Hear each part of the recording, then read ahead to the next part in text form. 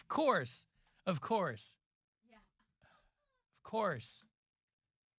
Oh, so it just did that. All over me! The Alan Cox Show kicks ass, man. Welcome. Show me what you got. You're not going to see Okay. Alan Cox on TV. Alan Cox from the Alan Cox Show. We can't hear it. About you, but I can't even stand your voice. I think you're the biggest. I hear it now. It's going to be a great show. Let's kick it. You can hear it? I hear Kick it. it, and you'll just kick it with a tasty groove, okay? Okay. 1, 2, 3, kick it. Kick it. Come on. Well, God hold damn. on. Put you one time, kick it. What the?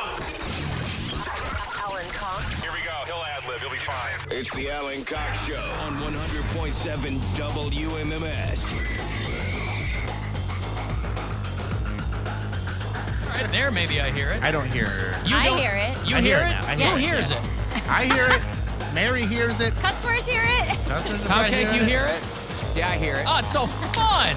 Oh, come on. Who was touching stuff? Oh, just this state-of-the-art technology. It's just fantastic. So lucky. What state? Yeah, exactly. Oklahoma. Right. Hey, what's going on, gang? I'm Alan Cox. Thanks for being here. Looks like we got levels on the live stream, too. Yeah. Oh, it's an embarrassment of riches around here. It's working for everyone but you. There you go. I think I got it now. Okay. Hey, hi. It's Monday, right? Say hi to Bill Squire. He's right over there. Hey, creepy hugs, everyone. Thanks for listening to and watching this episode of the Alan Cox Show. Don't forget to like, subscribe, and share. A cold one with the boys. And a pleasant surprise today. I had Mary Santora out today, and here she is. Hello, I've been up since 3. Hey, Yay. congratulations. Let's do radio. You got in at 3 and said, I'll just stay up. You. No, 3 o'clock our time, 4 o'clock Oklahoma time. You flew out of Oklahoma at 3 a.m.? Yes. No. You got up 4, at 3. yes. Yeah. And so I've been up all morning. Yeah. But yeah, my Oh, flight you're- was at 5. Don't Flight worry. was at 5. I got Yes. you. There's somebody that hasn't slept in 7 years that is messaging you right now. You're like, Yeah. oh, I've Mary never- got up at 3. Well, I've never even slept ever. I've been doing meth. And I've been up for 78 hours And it ain't that straight. And it ain't that bad. Yo, meth is rampant in Oklahoma City. Hells yeah. Oh my, I saw so many tweakers. Like, I think it's the first time I saw actual literal tweakers, not just like homeless people. Go to Akron. They're not that far off. Go down the street. No, don't they're not hear this it. bad Yeah. here. I'm telling you, these Oklahoma City people were on another level. They're still processing their grief from Timothy McVeigh. Maybe. One guy had his shopping cart, and then he had Christmas garland, and he was doing like ribbon dancing with the Christmas garland Well, around at least his you got shopping some performance out of it. I mean, yeah, He just sounds eccentric. maybe. Better Sure. than sitting around rocking back and forth, that kind of tweaker. Yeah, that's true. Right? This you got a performance. Yeah. An Olympic level performance almost. Yeah. Well, that's why they're called the Sooners in Oklahoma. They'd sooner be doing meth than anything else. Hey, Poundcake's back in Studio G. Afternoon, white people. I think he can hear us. I can hear you. Yeah, I can hear you. Yeah. I forget, by the way, back here in Cleveland, Ohio, how many things are closed on a Monday. I forget about that. What do you mean? Why? Well, is I it was closed? doing my pre-show constitutional. I'll do, when time permits, I'll give myself a little lap. Now that we're downtown, around the block, right? Take a big old loop just to kind of clear my head, get my thoughts in order, prepare for the big show. It's a beautiful day today. It's Fantastic gorgeous. weather Oh, all weekend the long. whole It's my So- mother's birthday Awesome. today. Oh, happy Oh, birthday! happy birthday, Teresa. Teresa, the big 5-0. Congratulations. It's very exciting. How old is she?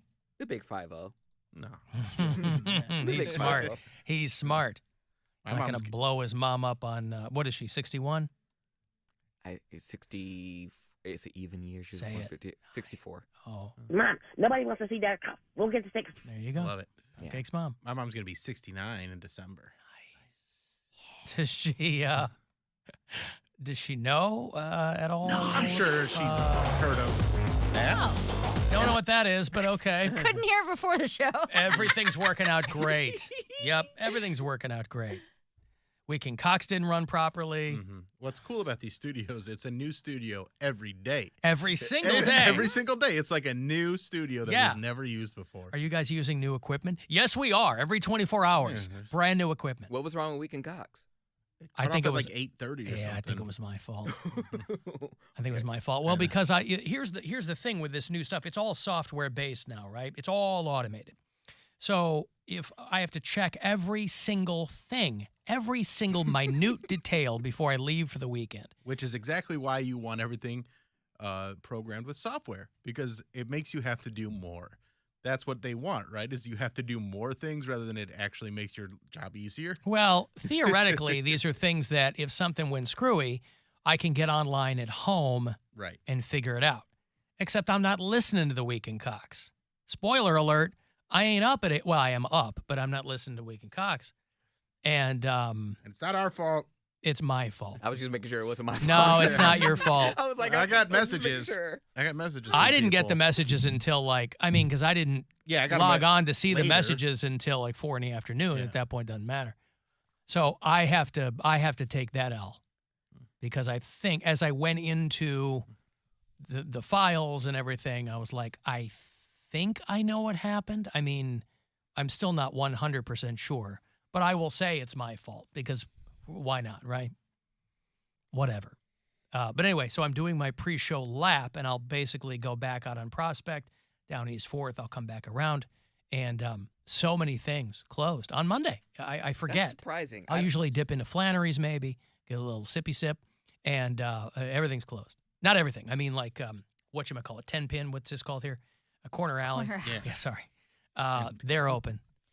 But a lot of places are not open on Monday because they're open all weekend. I get it. I just forget. Monday is usually the day that bartenders and servers have off. Yeah. Which Service is annoying. industry night, man. Well, yeah. Come out to sin night. Just the staffing thing, too. Well, it's annoying. My day off used to be Mondays when I was bartending, and it was the same thing. Everything was closed. Where it was like, oh, cool. On the one day off, I can't even go anywhere and have dinner. In those days, you were up till 3 a.m. every night. Right. So it was more fun, really.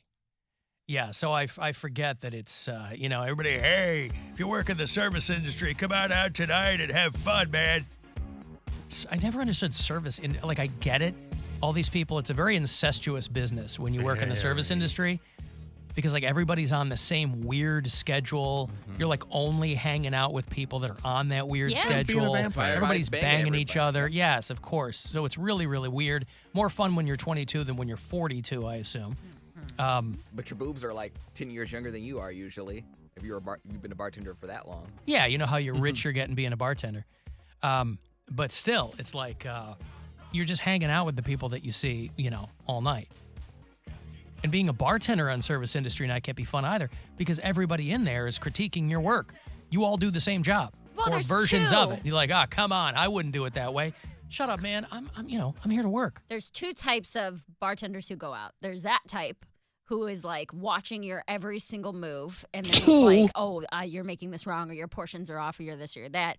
And then there's the better type of people who are just man, I'm just trying to get hammered on a Monday. I don't care what you pour in there. Get me drunk. Don't care. Give me a service industry discount, and I'll eat some fries. Is bartending really is that a stressful profession? Yes. You did it. Incredibly stressful. You were a bartender. I was a bartender. He was a bar back. I was a bar back / bartender for a 1 day a week. On a Wednesday night. Thursday. It was Thursday nights, but yeah. Yeah, but that's a busy night. I would think it was busy because that's when my show was. But you should know, Cody.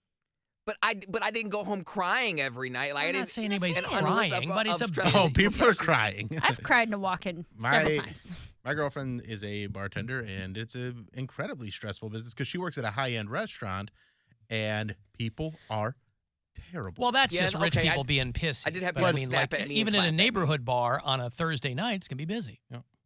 It's disrespectful, but I by no means felt like the world is on top of me. I can't handle this. I didn't feel Interesting analogy.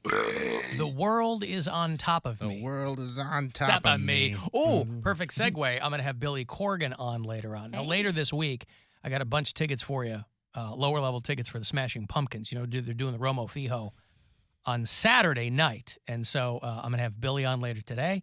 And then Thursday, we're going to have people coming up here to the window to try to win these tickets. And I'm still zeroing in on how we're going to do that. But they're going to come up to the window. And we're going to put our live stream camera on them. And it's going to be, I'll preface it with this. It's going to be real stupid. It's going to be real dumb. So we'll at least maintain that level of stupidity that you've come to expect from this broadcast. I've got to take a break. If you want to text for anything, 35192 to do that.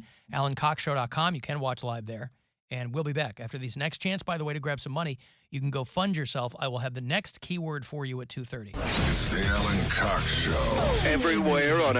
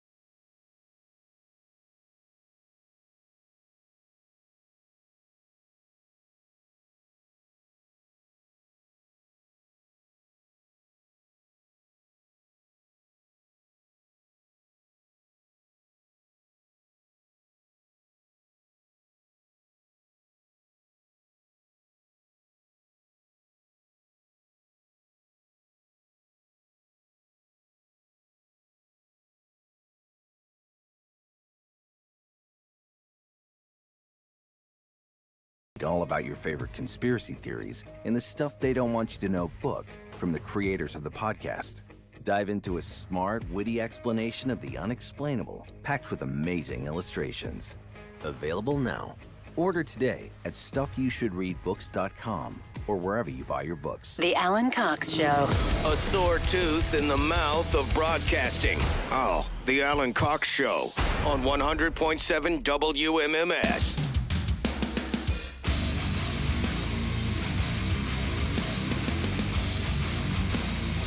Got another $1,000 for in about 6 minutes. You can go fund yourself. It's about 30 minutes past every hour on the show today and into the Corey Roddick experience tonight. Cavs don't play again until Wednesday night, still here at home. How about that home opener? That was great. I was there. Bill was Had there. A blast. They beat, in overtime, they beat the Washington Wizards, owners of the worst jerseys in the National Basketball Association. I agree. It says the District of Columbia. Terrible. I don't think anywhere on there does it say Wizards. It just says the District and then underneath of Columbia. Just for people who are keeping score at home. Let's not forget that on Saturday night, the Cavs had a very good game against the Bulls. Yeah. And they won by 32 points or something like that. Yeah. That was nice. I liked that. Well, I did. I liked last night, too. Yeah. But Saturday was really special. I didn't care for that. I liked it a lot. 117 to 107, the final last night here at home in overtime. Cavs and Wizards both at 2-1. And they will go on to play the Orlando Magic here at home, right around the corner at the Romo Fijo on Wednesday night. It's a 7 o'clock tip here on WMMS. I believe they're 0-3. Who's that? The Magic is. Oh, are they? I'm very excited about it. Donovan Mitchell. He's been better than advertised. He's been awesome. He's so much fun to watch, and he's just so good. Speaking of 0-3, both the Sixers and the Lakers have yet to win a game. Oof. LeBron and the Lakers are 0-3, and neither one of those teams gets their own first-round pick next year. They traded that away. The Lakers, I believe, are something like 18 for 125 from three so far this season. I hope he and Tom Brady are having some drinks. Number. Yeah. LeBron and Tom Brady hanging out together. Of course, the Phillies are going to the World Series, and Guardians fans have to be happy about the Astros going to the World Series because they swept the Yankees. The Yankees didn't win one game. Now, nobody thought the Guardians were going to the World Series, but it's got to make you a little bit happy to see the Yankees not win once. The crazy thing is the Guardians against the Astros. The Guardians won more playoff games this postseason than the Yankees. Yeah. They won 4. The Yankees won 3. And if you saw any of the footage from Philadelphia, where the Phillies haven't been in the World Series in 13 years. Yeah. So Phillies fans, most of them wearing Flyers jerseys, but it's that time of year, you know. Bill is our bureau chief, one of them in South Jersey. And he sent, that's Philly, South Jersey area there. And so he sent along a lot of footage there. The Phillies knocked the Padres out. Did he send the footage of the San Diego reporter? Yes. Yeah, that's here. I'll show this to you. Okay. The guy here who's talking to people and is a reporter, from a local station in San Diego, reporting from Philadelphia. In enemy territory, I have been having people come yell at me, scream at me, yell profanities. It's funny, they'll yell profanities at you, and then they'll say, "Welcome to Philly," and they're the nicest people in the world. So I don't know exactly what to think about all this, but it has been pure insanity. I like the guy at the end. Yeah. Oh, God. What is he doing? He's just like... He is simulating fellatio on live television. Oh, it's always there's no F or in the P. Mm-hmm. It's a guy coming up in a Phillies jersey behind this dude on the live shot. But it has been pure insanity out here. Oh, it's been pure insanity out here, Phil. Back to you in the studio. Love it. It's ridiculous. Philadelphia police, of course, in anticipation of the Phillies winning, just in case, greased all of the utility poles downtown. Didn't really stop Phillies fans from getting up there, though. Here's a dude who climbed right up there. First guy up on the pole. You know, going over there. Tens of thousands of people downtown Philly. And people are cheering him on. He's up there. This is how you show your excitement. Everybody's filming him. By the way, the guy below him, this is why you got to love Philly. Dude's still rocking an 8-ball posse Letterman's jacket. Oh, got man. A varsity jacket. You see the guy below him? Very, very 90s. Right there. Oh, it's great. David. It was a thing way back in the day. It was like gang adjacent. But I think they were just trying to give these dumb coats more street cred. Putty wore one in Seinfeld. Yeah. It's always an 8-ball jacket is always the target of mockery. The dude higher up is wearing. They finally gets to the top and they love him. Can we really talk crap? Cheer him on. Can we really talk crap about these guys when that was us when we won our I'm not talking crap. I think it's funny. I think that the city, because they sent out like emergency management tweets, and the city's like, hey, FYI, avoid this part of downtown because there's going to be a lot of people there. Celebrating. And they're going over their year-end budget, and they're like, why are we spending so much money on Greece? Oh, yeah, the Phillies. I like this guy. He's outside the Ritz-Carlton right downtown, and he climbs to the top, smashes a beer. Everybody loves him. Yep. Smashes a beer. Love that guy.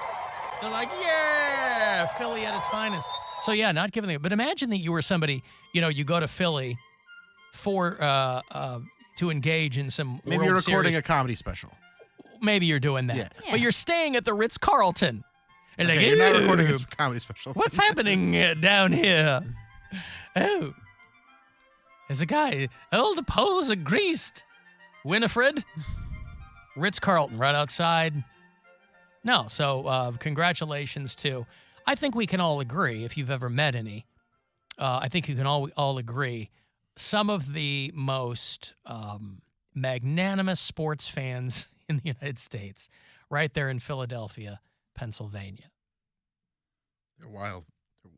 Wild. They're loving it out there. So the Phillies haven't gone to the big game in a long, long time. Astros, of course, have. When does it start? Friday. World Series starts Friday. So it's going to be Phillies, Astros. Phillies at Astros. Yeah. Number 6 seed versus number 1 seed. That's crazy. There you go. My sister lives in Houston, and people are very pumped for the Astros down there, too. They're just not climbing things as much. Yeah, they're more used to it down there. Well, they've I been. think, this is their 4th World Series. They cheated in like their 6 way years. in, and then yeah, right. They're kind of like the '93 Bulls of baseball right now. But go Phillies. I would like to see the Phillies beat the Astros. Yeah, I think so, right? Yeah. I mean, for the town of Philadelphia and just because I don't like the Astros. Right. They got some stank on them, as the kids say. Do the kids still say stank? Stank. They don't? Do they do with a stanky leg? 2007. They do. Not that long ago. They don't do the stanky leg? They brought it back. Poundcake was just talking about stanky leg last week. Yeah. Stank. Salento is in prison right now, but because he killed someone. But He was the stanky leg guy?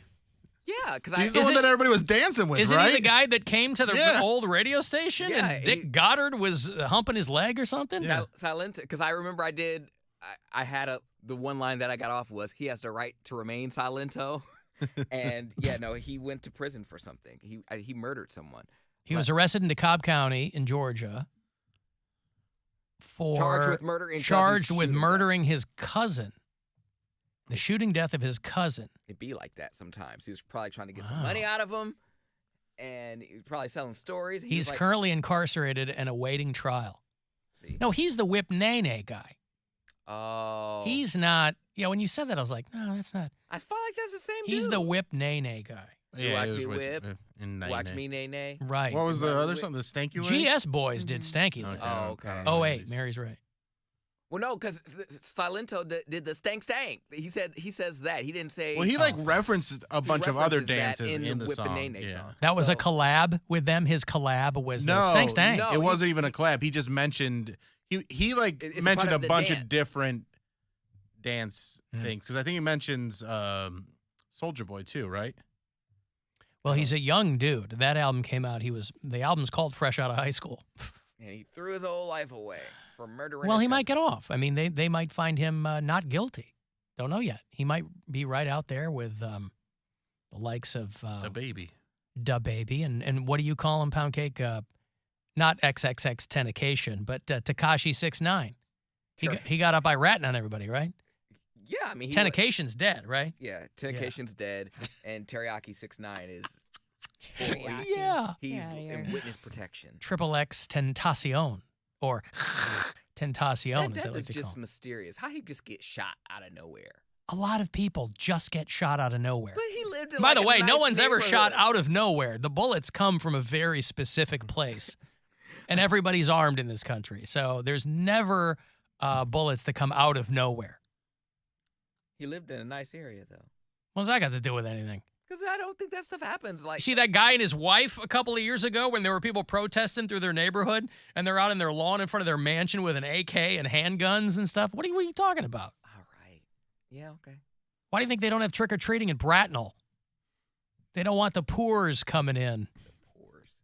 Well, I feel like you should just have like two forms of ID. If you're trick or treating, just like, all right, let me see that. Let me see. Let's see you your gotta know credit score, child. Someone has to live here. You have to have like a relative that lives here. And you But know, it doesn't work anywhere else like that. Well, Somebody, whoever comes to my house, I don't go, hey, do you know anybody around everyone here? else, everywhere else is not Bracknell. Okay, look at the name. You can't have a name like Bracknell and have it be hood. It's Like, got Brat right in it. No one's suggesting it's hood. That's the Bracknell. part. You got. That's the letters part in there. everybody's right. They're like, we don't. What, you think no kids live in Bracknell? Of course they do. But they're like, we don't do trick or treating around here. It's beneath us. You got letters in here that you don't pronounce. It's a real bougie place. Yeah, it's like, we'll just buy you a candy store. How about that? There you go. Hey, let me make you less poor. It's $1,000, a chance to go fund yourself. Somebody wins every time, so I hope it's you. Good luck. The Buzzard wants you to go fund yourself and score $1,000. Enter the nationwide keyword BANK at WMMS.com. That's BANK. Enter it now at WMMS.com. And good luck from Buzzard Radio. Anytime you want to leave us messages, you can do it on the After Hours line. You can leave us quick ones if you listen on the iHeartRadio app. There's that little talk back button there. Whatever you want to get off your chest. Alan, this is Adam in Vermont. I'll tell you what, give me dimensions on that scale and a mailing address. I am going to send you a piece of wood to keep in the studio. Put that scale on so you're not bumbling around, going to the kitchen, messing with cameras for 10 minutes. Jeez. He's talking about, Jeez. yeah, jeez. He's talking about when we weigh pound cake. But then we have no place A to put the piece of wood? I could have never thought of that. A piece of wood. We got to store the wood. I'm always amazed at people who don't think I know what I'm doing. The bumbling camera is the point, dummy. There's very little on this show that's accidental. Of course, a piece of wood. You think I want him coming in here, crying all over my room when he finds out he's up 3 pounds? Mary was gone. I'm She gonna comes wear in. a GoPro. Huh? I'm gonna wear a GoPro helmet. Yeah. You A cried? piece of wood. Did you cry, No, Tom? but I think he's bummed out. Oh, He knew. He Hello, went in ladies. with like low expectations, thinking he was going to be up. yeah. Well, I knew I was going to be up because Yeah. I told Mary that I literally pushed my body to the brink to the point where I was like, I feel like I'm about to pass out. I wanted to see how long I could go with like just eating like one meal a day, like a large meal a day, and then like I just started going through like withdrawal. I started feeling. Why would you awful pass out from eating one large meal a day? because Why were you worried you would pass because out? I wasn't getting enough, and I felt like I was going to pass out. I Well, it felt depends on how large that meal is. If you eat a 1,300 calorie meal once a day, you're getting more than enough. well, it wasn't 1,300 calories a day. What were you eating? I don't know. It depends on the day. I was eating maybe like a 1,000-calorie meal a day, but that doesn't necessarily mean I'm getting everything I need. And I just felt real lightheaded, and that lightheaded turned into being real sleepy, and then that real sleepy turned into me slurring my words. Are you sure that you didn't get blunt force trauma at some point during the day? I didn't smoke one blunt since I've been dieting at all, so no. Well, nobody said anything about smoking blunts. That would make me hungry. Was he joking? I don't know. know. I can't. Were you tell. joking? Yes, I'm Okay, joking. I'm just asking. You forced me to ask these questions. Blunt force trauma is very funny. I just wanted to make sure that you haven't smoked any weed since. No, okay. I did not get right. hit with anything. I don't think. Puff, puff, pass out. The fact that you guys were just sitting there pondering. We have to. We have to, to 'cause we don't ponder know what you everything. know. We don't know. We don't know what you don't know what you don't know until you know it, right? You told us that, and we laughed at the time. But again, your wisdom comes across in very, very strange ways. You don't know what you don't know until you know it. That's right. And I don't know what you know. So that's why I have to ask. And I don't we're want always to. I shocked have to. by what you don't know. And always shocked by what you do know. Yeah. That's what's, you know. That's the enigma that is Poundcake. Right. Well, thanks, guys. Listen, I It is appreciate not a compliment. No, it is. I appreciate you being unpredictable. It's just that forces me to ask dumb questions. That's okay. Yeah. Well, I'm feeling a lot better now, and I'm eating a lot more. I'm eating better, and I feel like my portions are good. I feel like I'm Good. on the It's right just track. money, man. Yes, it's just money. You're just gonna lose $500. Yeah. That you're gonna pay back $1 a slowly, so year. it's not even matter. Doesn't It's not matter. even gonna I'm never matter. getting that money. Nope. You might as well do whatever you want at this point, honestly. I'm going to do what I've been doing, and I'm going to diet. So leave me alone. Wow. It's fine. I'm Yeah. doing what I'm He's doing. definitely on a calorie deficit still because he's cranky. I'm absolutely He's on an cranky. empathy I'm- deficit. I'm absolutely cranky. I'm like, I was sitting there. I took my mom to dinner. I was just like, just get whatever you want. And she was like, well, Where'd you guys go to dinner? That's the funny part. I asked my mom, I said, where do you want to go? It's your birthday dinner. You could go anywhere. I know I'm short for money. I'm short for cash, but I Wait, don't have care. you already went for your We mom's went birthday dinner? Saturday, Oh, you yeah. did. Okay. And she was like, we'll just go to Chipotle. I'm like, what? I was like, for your birthday dinner? She said, yeah, everyone's broke. And she's like, I will never turn down a Chipotle meal. I'm like, so you want to go to Chipotle? She's like, yeah. So I'm like, all right. So my mom, my brother all go to Chipotle. And my mom is like the worst type of, I have to give her a pass because this is her birthday, but she does this all the time. She's the worst type of customer. She wants double everything, and then stuff that's not on the menu she wants. She's like, can I have cilantro? And can you put cilantro in the middle and then put the rest of the ingredients on and then put a little more cilantro at the top? Is the cilantro just in the rice? They have cilantro's like- cilantro. They have it in-house, but not like on It's the like line. in the back. Like the gotcha. person had to walk around. She's like, I don't even know how to price that. I don't even know how to mark that. And so by the end, she had like a mound of stuff on this bowl, and you just see the person just like push it down, and then everything just comes out. That's the a good way to sides. get overcharged for everything. She did get overcharged, Right. but I had to just take that L because it was her birthday, and that's the one place she wanted to go. Well, I it could've- probably still cost you, what, $13? no, $15? all three of us was like 60. No, bucks. for her. I mean, all that extra crap she wanted. I don't know because Yeah. all of us together were like $60. $60 Well, for the three of you at well, Chipotle? dude, it's not cheap. You're talking like Yes. a regular bowl is like $12 with Well, that's what no additional stuff. Okay. So if you're $15 a person plus drinks, if you Yeah, had okay. chips and guac or Okay. whatever, And they got those guajillo peppers. yeah, garlic guajillo Crazy. steak. Never heard of them. It's very good. So, $60. You and your brother split it? Yeah. Yeah, we sure did. So you couldn't get her to, like, I guess you got off light. We did get off light. She knows what's up. She's like, look, I'm not trying to bankrupt my She sons. said everyone's broke. She's broke. I'm broke. Ryan's broke. Everyone's broke. So she was just like, well, I'm going to get my food. She was like, because I'm going to eat on this for days. And she will. She will pick at it like a bird for days. And she's probably still eating it. But that's where she That wanted to can't go. age well. I don't You know. got like a 2-day max on Chipotle, I feel like. Yeah. I just don't like the Well, whole depending on what heating you up put the in rice. it. Like heating up the rice, it never tastes the same. Like it's hard. You can't Yeah. reheating rices, and make it it real doesn't. hard. Any rice. Takes the moisture out of it. Huh. But she had a good birthday dinner. She did. Did you take it home or did you eat it in the restaurant? Well, my order wasn't something I couldn't eat in one setting, so I just ate it there. And she laughed at me because she was like, "Huh, you're cheating yourself." She's like, "You could give yourself another meal out of that." I said, "No, I can't." He couldn't eat it in one setting, Alan. He needed a change. I know what he means. You need to change the setting. One sitting. He's fine. Okay, listen. Well, happy birthday to Teresa. Has she found, you know what would have been a great gift for her? Did you get her a gift or no? No. Would have been a great gift is you finding a new TikTok animal for her to send all the money she doesn't have. She's to. ahead of the TikTok game Yeah. more so than I am. I introduced her to a TikTok page that made me laugh. Was the pink sauce lady with Chef P, Oh, and she laughed. She got a good laugh out of that. All right, so you turned her on to something. That's good. I've got to take a break here. If you want to text for anything, 35192 to get me there. AlanCoxShow.com. You can watch live and listen anywhere on the iHeart Radio app. The Alan Cox Show. On 100.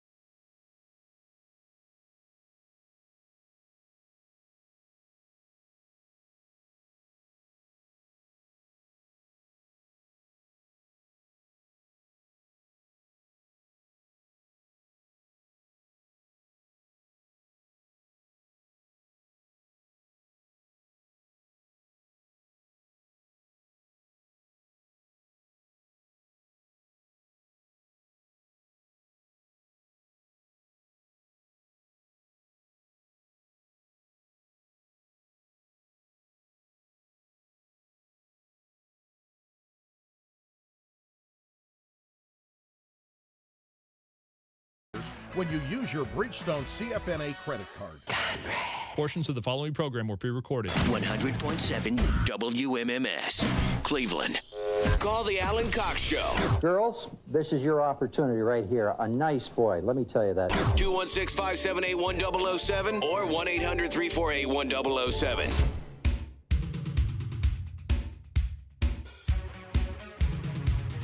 35192. Want to send a text? AlanCoxShow.com to watch the live stream. Who's helping out today? Shush Mushkin. Hey, nice. And, of course, the iHeartRadio app. Listen there. If you're one of our bureau chiefs from out of state, let me know. Or you're a new listener from out of state, tell me where you do that. Hey, Shannon. Yes. Hello. What's up? Hi. Okay, so I had an issue. I'm not feeling well. And so, you know, when you're not feeling well, it comes out both ends kind of thing? Sometimes, last sure. Monday. So both ends are coming out, but what do you do? Like, first question is, so I have two questions. First question is, do you sit down and then in something else? Or do you... I guess it depends on if your toilet is right next to the tub, right? Yeah, you do sit that on the little, toilet, puke in the tub. do the Or giraffe the neck. trash can. Yeah. Or a bucket. Yes, it's like right here. Yeah. Is your husband at work? Yes. So what I did was... You got a fenced-in yard? Yes. Okay, Just so go what outside happened and let it go. Let her rip. What happened is that I in the 2 and went in the 1, but I don't want my husband to know that I went in the 1 in the nice towels. And I live next to a graveyard, so I went and took the towel and went to the graveyard to the... Why don't you just wash it? So now you're so in the midst of all your sickness, you're also guilty of defiling people's loved ones' graves, is what you're saying? Well, no, I went to the graveyard trash can and threw it in there. So, but now I have to figure out, how do I tell my husband we're missing a nice towel? Why are you, I Shannon? would just play him this clip. Shannon, did you leave me a message at like 2 a.m? No, I swear to God, I didn't. Oh, okay. There was another Shannon that left a message at 2 a.m. She sounded similar to you. No. Why are you trying so hard to keep this a secret? My name's really Shannon, so I didn't want anybody to know who I was. Why are you trying so hard to keep this a secret? Well, I just want to know what would you do? But why are you trying to keep this a secret from your... He's going to come home and know. Is he going to be mad at you that you That's threw up? Not something that you're going to be able to hide. Okay, let me ask Mary. Mary, would you not be embarrassed for your boyfriend to know you had double kind of thing going on? That happens to people. And the bathroom door at Casa Brian and Mary is shut all the time anyway. I'm not allowed to She's do anything. left to her own devices. He doesn't want to know. He doesn't want to see it. Well, it's... If you guys are married, you shouldn't feel embarrassed. Like that happens. You people get sick. Well, I understand that, but and I know we've been married 10 years. Oh my so, God, yeah. What are you worried about? You're not doing it on him. No, I'm not doing it on him, but he's all strict and military and whatever. And Yes, because military guys have never pooped and thrown up at the same time. Well, no, he's believe been me, there. He's had to poop in buckets out in the California Right, desert. he'll be fine. If he can't, if he can't handle you pooping and puking at the same time, then I don't know if he's the right guy for you anyway. If this is a deal breaker type situation, don't worry about it. Yeah, there's a lot of unanswered questions here. You've been... Well, now my question is, what would you do? All three of you, what would you do? About what? About what? Okay, if you had both kind of thing going on, like a 1 and a 2. what would you do? Put it on my Instagram story. Lay on the floor until you feel better. Get a pillow and camp out in the bathroom for a while. You get a bucket and you bail it out in the tub or whatever. I don't know. I mean, Well, do you sit down and then in the sit on the towel? toilet and then puke in a bucket. Shannon, you're Okay, a grown that's woman. what- Like there's only so many ways you can do this. You're not going to sit in the tub and vomit into the toilet. I mean, Well, we don't have a tub. We all have stand-up showers. So we have like 2 stand-up showers. boy, he is So it's military. so Stand-up shower, no tub. yeah, So you also don't have children. we have 10 cats and a dog. 10 cats and a dog. You have 10 cats. I don't think poop is going to bother him. Yeah, I was gonna say that just explain that just now she's explained why she can't figure out this conundrum. It's a cat lady. We don't have carpet or anything. Everything's hardwood and stainless steel, so nothing smells, and we take care of our cats because nothing smells. I actually went somewhere the other day because I had to go do lab work at Cleveland Clinic, and they're like, "So what's your thing?" And I'm like, "Oh, I have 10 cats." And they're like, "You don't smell like you have cats." And I'm like, "That's because I take care of them." They're just being nice. Everybody with cats smells like a cat. Okay. No, we Especially do if you have I know everybody. I You can never smell know it. I have cats, and you walk into their house, it just smells like piss. I can from smell it top through to the bottom. phone. Yeah, exactly. Okay, listen. Thank you, Shannon. I hope you feel better. I'm gonna play her off. I don't know what the hell is going on there, Probably but lightheaded too. A lot of word vomit there. not sure She's why. dehydrated. Let her go. You think that's what it She is? probably just, yeah.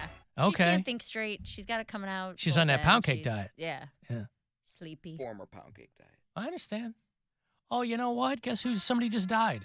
Oh. Leslie Jordan has died in a car accident. Pound cake. Ooh. You know who Leslie I know Jordan who that is? Is that old man? That old gay guy? Yeah, old gay guy, actor. He's been in all kinds of things. In a car accident? This morning in L.A., they think he had a heart attack behind the wheel and he drove his car into a building. Oh, man. Leslie Jordan really funny. blew up on social media over COVID. He had like 5 million Instagram followers. He would do like cameos and stuff too. Yes. wouldn't he? Yeah. Very entertaining. You'd see him pop up in everything from legit movies. He was in The Help. To like small LGBTQ short films. Dave Hill just posted a video with him the other day. Well, now he's dead. He was the star of Roadside Romeo. He was the star of Southern Baptist Sissies. He was the star of Farm Sluts. That's so sad. And also The Help and The Last Sharknado. But a lot of people got to know. He's been around a long time. But people got to know him over COVID because he really blew up on social media. He was on The Masked Singer a while back. So maybe you've, don't know the name, but you've probably seen him in something. That's crazy. There's a Mayim Bialik sitcom called Call Me Kat, and he's in that. He's been in a bunch of, yeah. So they think they had a heart attack behind the wheel and just smashed into a building, but he was 67. So Leslie Jordan is dead. Dude, over the weekend at Oklahoma City, the comedy club, the headliner I was working with, he had like crazy medical stuff going on. He was on stage Thursday. Oh, right. And he started like sweating profusely, like looked like he This had. was on stage? While This he was on stage as he's like ending his show, like the last 5 minutes of his show. He's like drenched in sweat, and then he like walks off, and he's like stumbling around, and he looks like confused. And he came over to the merch table, and he was like ghostly pale. I was like, "Are you okay?" Because he has a condition, too. Yeah, We've talked to him. Yeah, John Heffron. He has Bell's palsy. But they said that that didn't have anything to do with it. It doesn't sound There's like other things, yeah. So, because Bell's palsy is just like the nerves in your face don't Face work drops, right. yeah, Yeah, that's it. It's not anything neurological. Like it doesn't affect your brain function or anything like that. And so, he's like, I can't like see straight. I can't hear anything. I was like, go sit down, man. And he like went and sat down. He ended up going to the ER Thursday night, which, by the way, we called the ambulance after the show was over. It took them an hour and 10 minutes to get there. An hour and 10 minutes after 911. And they're like, yeah, sorry, we're just really busy tonight. And I was like, this is ridiculous. It's Oklahoma City. Yeah, but I get that. But at the same A time, lot of it's people like, getting shot. you just let someone die? It takes an hour to get there? This is an emergency. You know what I mean? They're not You're not- letting. It's God's will. Like we got two ambulances. One's on the east side, one's on the west side. The rest of them, they're too religious to care. Right. There's that guy that passed out at my taping, and they had that guy on the stretcher within minutes of the call. Hour they and were 10 there, minutes. They were there within like less than 10 minutes. So after that, he puked the entire time. He was throwing up for an hour straight, and it got to the point where it was just like dry Was he heaving. pooping too? Because He we was might not. have a lady for I'm him. gonna hook him No. up with Shannon. Put them in touch. But when the paramedics got there, I was so aggravated. When the paramedics got there, they were just like, all right, so what's going on? We hear you're not feeling well. And they like hooked him up, did his blood pressure, and like, everything looks good. And he was like, I'm not good. I've been throwing up for an hour. I can't form sentences. I can't think. Like, there's something seriously wrong. And they were like, okay, well, you can ride in the ambulance, but it's going to cost this much money. Or See, that's the thing And it's now. like, is dude, that what the ambulance? hell? It's like doctors now that are so reticent to order tests on things because everything is crazy expensive. And you end up with patients that are like, I was in an emergency, but this ambulance ride cost me $11,000. So now the first thing at the same time, it's like, I know, but I think the first thing out of their mouths now is, we can do this, but it's going to cost you 5 figures Honestly, just for the ambulance ride. I think that's a big part of it now. that was a thing in college. If they saw anybody like falling out like drunk, and people sometimes pass out drunk. It doesn't mean there's anything wrong with them other than the fact that they're drunk. But if there was anybody on campus that saw that, they would have to call the ambulance. And the ambulance would have to come pick you up. that happened to me. And it was like it happened to my friend, and I think it was like $11,000. Like, Yeah, it was off campus, there are a $11,000. lot of people who get seriously hurt and specifically say, do not call an ambulance. Right. Because they're like, I don't have the money. I can't pay for that. Well, I mean, he felt it was bad enough to call the ambulance. It took him an hour to get there. So he went into the ER Thursday night. He was there like all night. And then Friday, he was like, I'm just going to do the early show. We'll see how it feels. I don't want to push it. No problem. So I headlined the late show Friday. Saturday, he's 20 minutes into his set, and it starts to happen again. They told him it was vertigo. And he's like, I don't understand how that could be. He goes, well, if you make any rapid movements with your head, like looking from different people in the crowd, that can trigger vertigo. This hadn't happened to him before. Well, and that's what he said. He's like, I've never had vertigo. And they were like, yeah, that's what a diagnosis is. Like, we're telling Right. You don't have it until you have it. Exactly. He's But like, I've never had brain cancer. I've never had herpes. What are you talking about? Yeah, like, yeah, what do you do now? You don't have what you don't have until you have it. Right. There you go. So they said it was vertigo. And so Saturday at the early show, he was going to do both shows Saturday. It started happening again. 20 minutes into his set, started sweating profusely. He had to sit down. He like Does he explain this to the audience? Like, Yes. hey, this has been happening all weekend? As soon as he got or- on stage Saturday, he was like, he actually had a 10-minute chunk about it that was hilarious about Yeah. his trip to the ER. He was killing with it. And then he gets up there and he's like, not gonna lie to you guys, it's kind of starting to happen again. If I have to get off stage early, and he like explained the whole thing to him.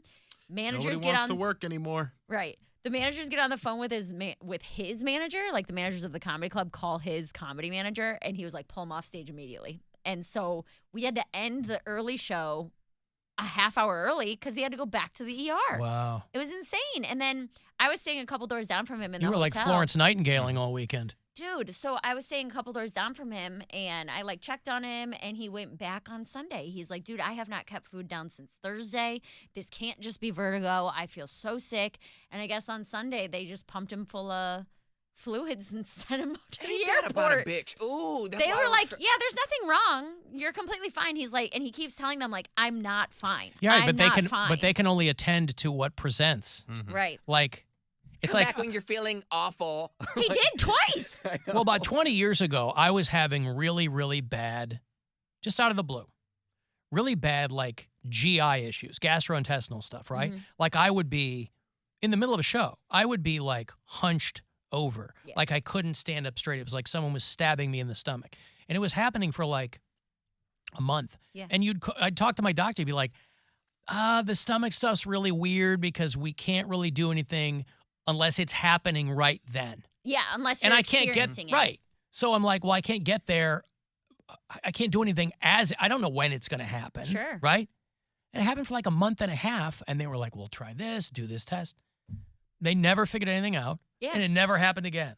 So I don't know. Could Who be knows? a freak thing. I texted him yesterday. I was like, hey, because it was like, I was getting ready to go to the show last night. So I was like, do you need anything? I'm walking over to the club. And he was like, no, they pumped me full of fluids and took me to the airport. They told me to go home, that they can't do anything for me. I was like, dang, dude, so your whole weekend was ruined. $20,000 later. Exactly. And then he's in there, and they're just like, yeah, sorry, here's an IV. Good luck. Hope you don't pass out on the plane. That sucks. Isn't that crazy? Like, you're better off having a friend drive you or a stranger drive you in their car. Well, especially considering it took them an hour and 10 minutes to get there. The first time. Yeah. Yeah. It could be like stuck in rush hour. What does a siren? What does like a siren do on the freeway? The thing was, we were like a mile from the airport or from the ER downtown. It wasn't even like that far away. But I I'm don't surprised know. you guys didn't just have somebody from the club take him. They didn't want to take him because they didn't want him to sit in the emergency room for 4 hours. Because if you call an ambulance, they take you right back. And he was like, I feel like I'm going to die. Like, you guys have got to get me out of here.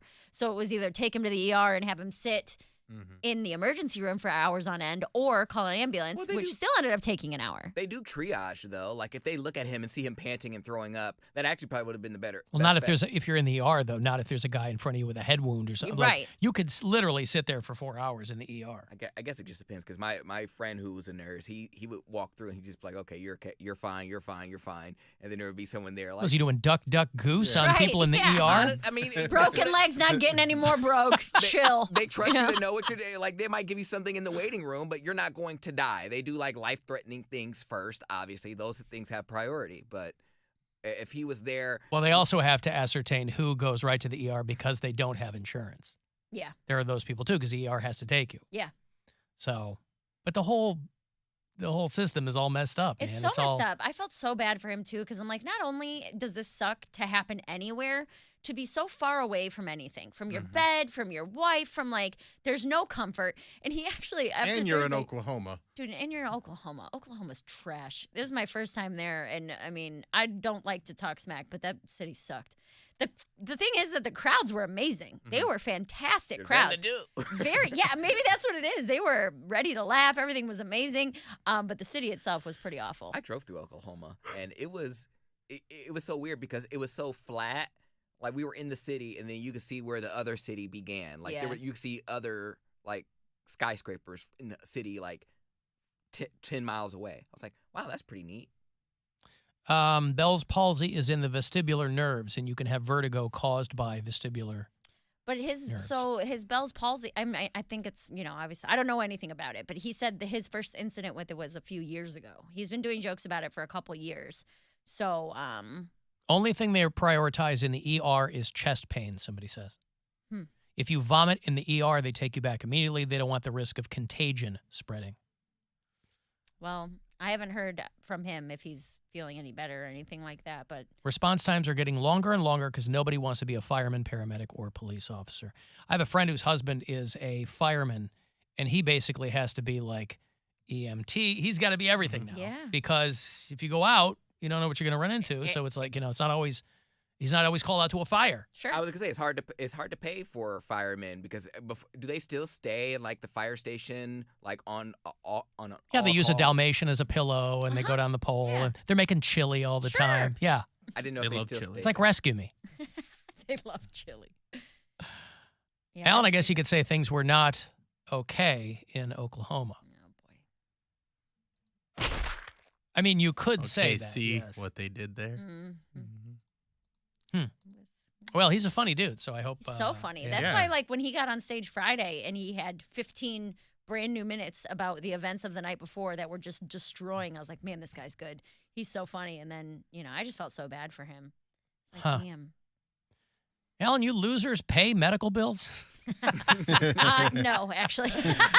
I mean, I do. I guess I'm the big loser in this group.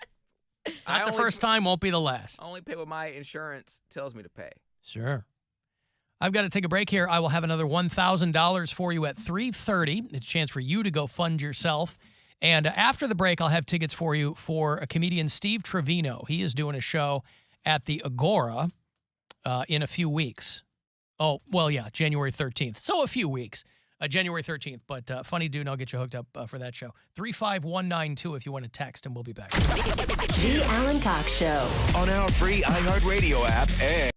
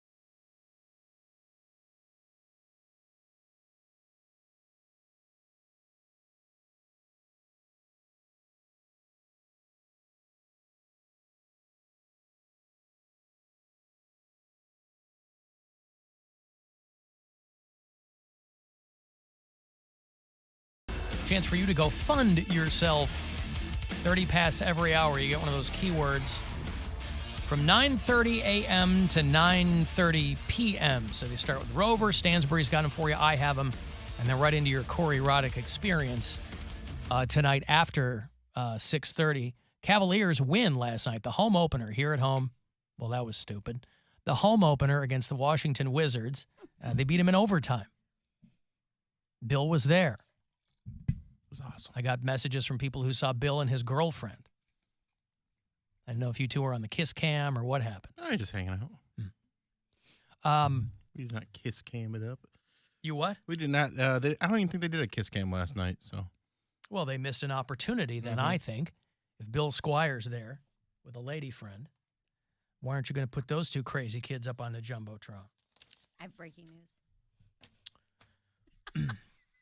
Boy, this better be breaking news. Hold on. I already mentioned that Leslie Jordan died. Yeah. You're not going to repeat that, are you? No. Alan Cox Show! Exclusive news update! I found out who's been stealing my Red Bull. Because it happened again. I literally walked to Heinen's to get a sandwich, and I came back and my Red Bull was gone. It is empty. Now let's set this up. Okay. Because last week, Mary said that she, on a couple different occasions, or maybe it was one for you and one for somebody else. Right. Myself and another person are experiencing the same issue. Where Jeremiah, next door at Kiss FM. Our energy drinks are being stolen. Right. From the refrigerator here in our kitchen. Sure. And so, Mary, how did the two of you commiserate on this? I was doing a lap after it got stolen the first time. I did a lap and was like looking in everybody's studios to see if there was any evidence. Well, you were looking to see if somebody had the can next to them. I checked trash cans. I understand. I checked everything. I didn't see anything. And Jeremiah was like in his doorway, and I was like, "You stealing my Red Bull?" And he goes, "No, but the same thing happened to me last week." Was it the same culprit? Same culprit. My empty Red Bull can is sitting on a desk of a higher up. Keith Hotchkiss. Keith Hotchkiss. Is stealing your Red Bull. He stole Jeremiah's Celsius bubbly water, whatever that is. It's an energy drink. All right. Well, here's what am I supposed to do? Do I go to my boss and say, "Hey, yes, man, yeah." I'm like really aggravated about that. You go, this bro. This is the second time in a row that it's happened. Yeah. Is he still here? Yes, he's still here. Open the door and. What frustrates me is that it's like you didn't buy it. You didn't buy it. I'm so aggravated right now. Do not go get him. Should I yell at our boss? No, not yell at him. We want to know what's going on. He's gonna be like, "Oh, I didn't know." Well, at least we'll know. He's out there. I'm very annoyed right now. Walk out over to his office and see if he'll come on the air with me. There's no way. There's no way that he bought it because it's mine. It's been sitting in there. What if he tells you that he bought it? He's lying. All right. Keith Hotchkiss, of course, is our there's an empty market Red Bull can manager. sitting on his desk. He's the big boss here in Cleveland. He oversees this whole dog and pony so show. Frustrated. I've been up since 3 a.m. I knew I had a Red Bull at work, so I didn't have to stop to get one on the way. Yep. Is he in there? He's coming. Okay. Did you tell him why? I'm gonna let you lead. I'll ask. I'll let you lead this. I'll ask. Do you know why you're here? No. Okay. Never happened. So here's Keith Hotchkiss. He is very rare. I'm not. Long time. I know. We were just talking last week about how you're never on the show with me, and I said it's because I've never been a breaking management's balls guy, right? I think it's lame radio, whatever. However, we do have a question because we have evidence to support a theory that you are stealing people's Red Bulls out of the refrigerator here at work. I am stealing people's Red Bulls? Yeah. Mary Santora. You have a Red Bull I have in had the fridge? 2 Red Bulls in the fridge. Okay. That have gone missing on 2 separate occasions. Well, I have brought Red Bulls, but I've also taken Red Bulls. Well, So- I had one today that Okay. was in the fridge, and I saw no other Red Bulls in the fridge. Okay. Just the one that I brought, Mhm. and there's an empty Red Bull can on your desk. Now I have. I drank a Red Bull. You drank my half Red hour Bull. ago. I didn't- Did Now, you drink her I've Red Bull? also brought I can in tell and you drank a Red purchased Bull. This Red Bulls. energy's crazy.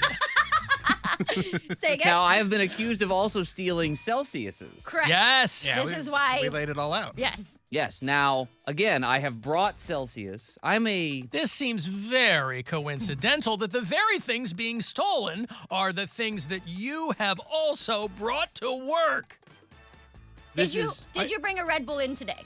No, So then you just drank one that you didn't buy. but I brought them in last week, so they are See, been this is Red what, Bulls. This is what I said last week when we couldn't figure this out. I said this is tricky. It's because not tricky because it's math. That's tricky for me. I suck at math. I brought in This two. is very tricky for me. You just made it way harder for me. No, too. I brought in 2 Red Bulls and 2 Red Bulls went missing. That is math. I did not drink them. So someone else But that has got drank nothing. them. Well, but that doesn't necessarily mean it's Keith Hotchkiss. Well, I drank today's Red Bull, so yes. You did drink today's Now, Red but Bull. I had forgotten. I have brought in many Red Bulls that I Sure. usually forget in the fridge, and then I just assumed that one was This one is- that I brought in weeks ago. This was me playing devil's advocate last week, because I said, whoever it is, I guarantee you, they're thinking they brought it in Yes, and going I did back bring to it. get How do it. you not know? That's my question. You know you didn't bring a Red Bull in today.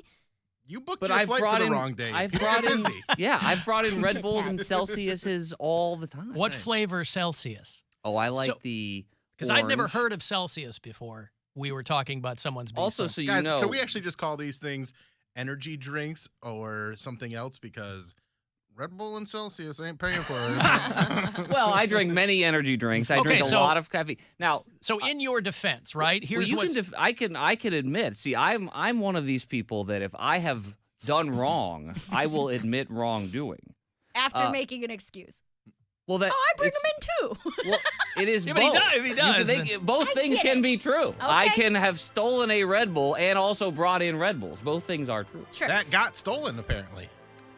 So have you ever had a Red Bull stolen that you know you brought in? probably, and but you went back. I'm one of these people that if I bring things in, I might as well. Like, I leave things all the time. It's I'm one of the I just have random things everywhere. Right, but if you were to bring something in specifically for you, like say you had a 3 a.m. flight from Oklahoma City this morning, and you had a Red Bull that was going to get you through your job, and someone else drank it. And you buy a Red Bull, and it's a third of the pay that you're going to make that day. Correct. Yes, my Red Bull did cost. The other good news is Out of that the machine, it's like 5 and a quarter. Yeah. when I believe there was a Celsius that had been drank Yeah. by me Yeah.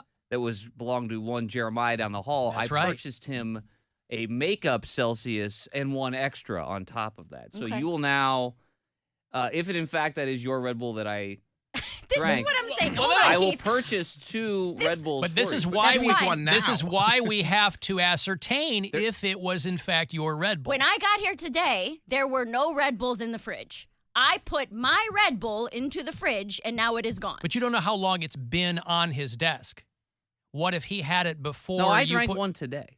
Was it the only one that was in there? I don't There know. was I know for a fact Trying to because get I to the had bottom one of this. stolen last week, so I By made the way, sure I everything looked. is on camera, so we can also investigate. We have a camera in the kitchen? Well, we have cameras everywhere. In the kitchen? I would assume there's one. Oh, there's I a don't couple know. things I got to stop doing in the kitchen. Now, the other good news is I like to get my steps in, Okay. so I will be happy to wander down to the Heinen's Okay. and purchase said Red Bull, sugar-free, and makeup Red Bull if Thank you'd you. like me to do that right now. I appreciate or that. out of the machine in the back. They don't have sugar-free back there. They don't have sugar-free. You kids and your sugar-free. Take full sugar. No, That's- it makes me crash. But you're already making your heart explode with that stuff anyway. You might just have to add sugar to it. I also am a energy drink. I have a little problem. Aficionado. You So gotta be I have careful, red. man. I have the 5-hour energy. I'm drinking Yeah. coffee. I'm one of those people that I could drink a Red Bull See, at like this is why- 9 o'clock at night and go to sleep in like an hour. I'm the exact same guy, and I have to remind myself I'm 51, and I go, I got to stop doing that because it Well, has have a no heart effect. attack. It has no effect on me, Well, right? what this really is just the downfall of radio.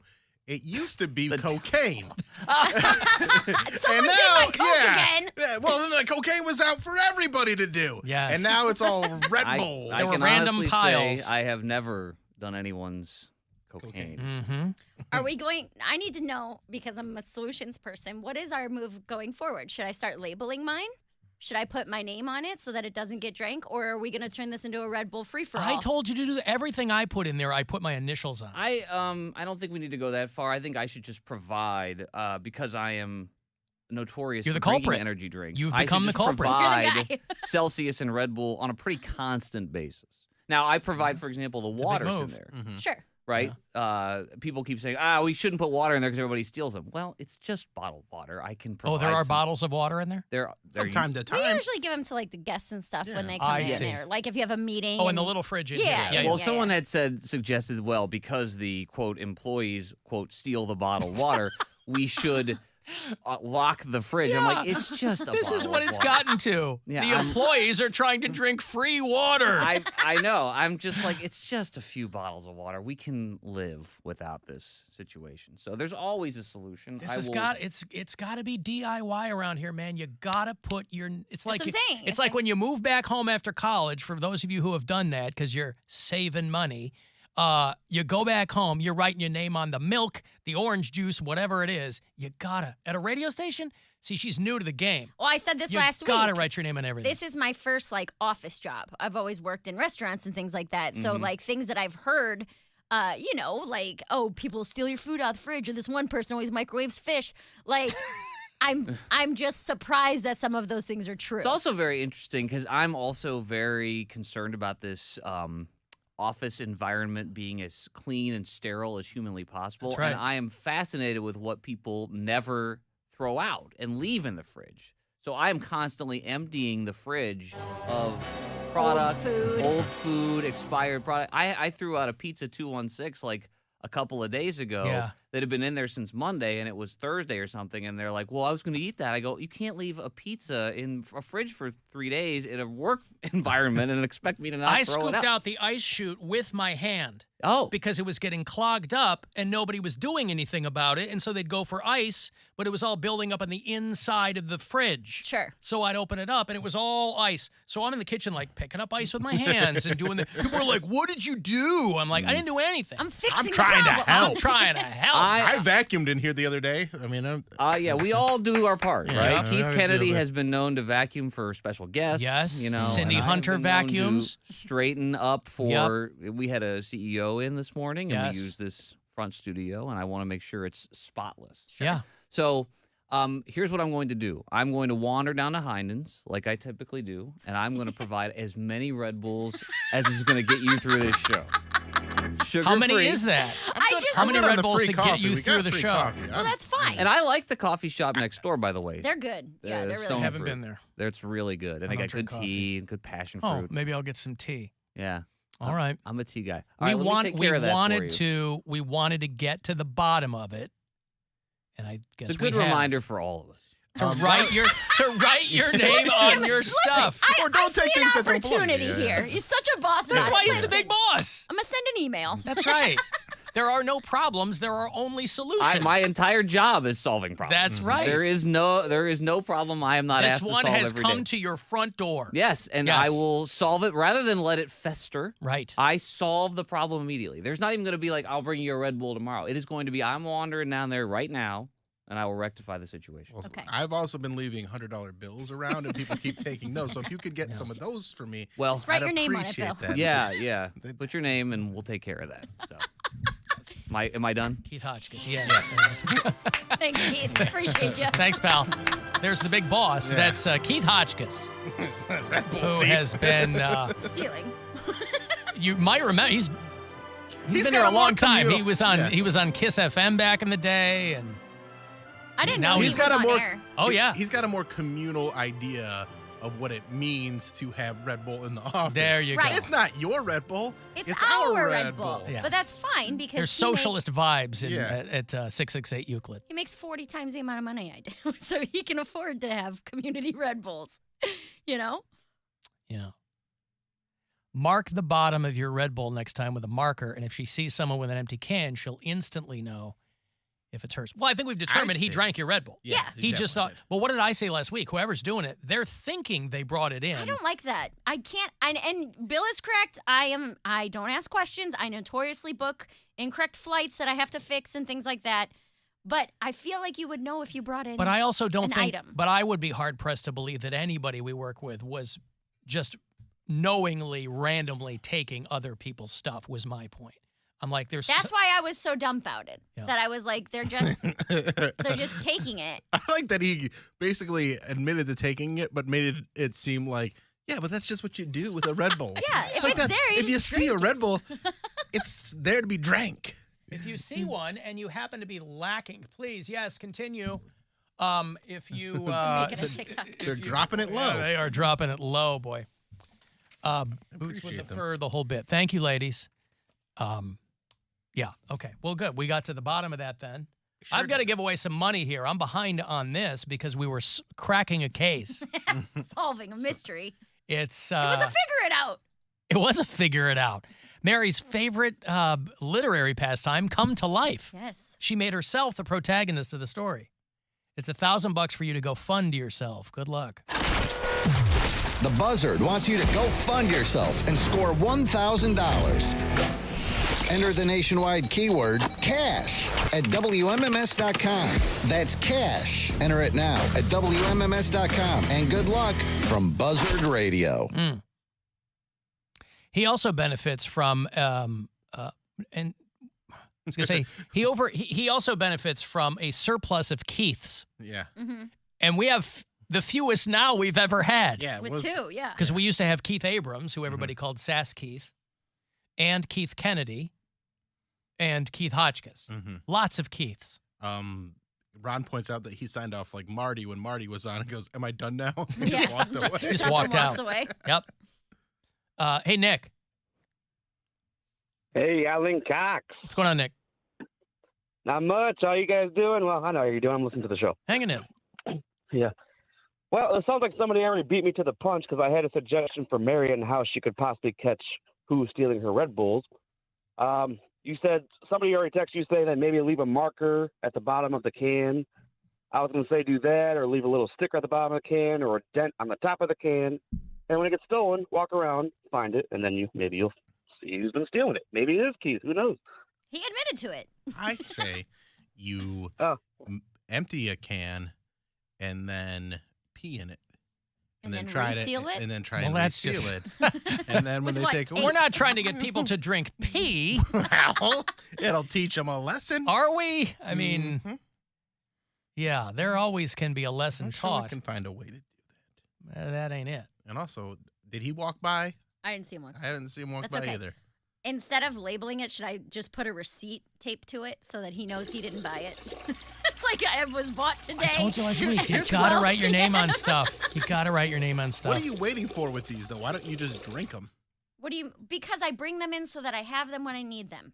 All right. How do you ascertain when you need to kick the Red Bull in? I knew I was going to need one today because I had a very early flight. So I was like, I'm going to be up all day. I'm going to have my Red Bull when I have my lunch, and that'll get me through the second half of the show.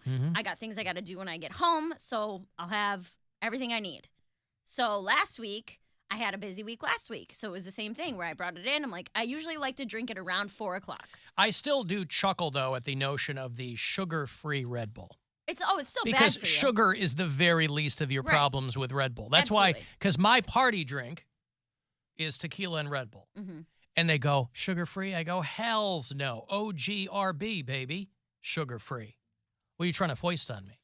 But I do have to remind myself, hey, maybe don't drink tequila and Red Bull. Yeah. When you're out doing stuff. But I can't stop. I just love it. I And it hits your lips. Oh, it's so good. One of the first times I went out on like a bar crawl with you guys and you were drinking that, I was like, I've never thought of that. And I taste it, I'm like, this is the worst thing I've ever tasted. Oh, it's so But good. I People always are drink like, vodka Red Bull. Yeah, that's what everybody says. So they go, I've never, what do you call it? I go, I don't know. I'm the only one who drinks it. You call it whatever you want. All right, good. Problem solved. We'll see, I think everybody understands where they stand now.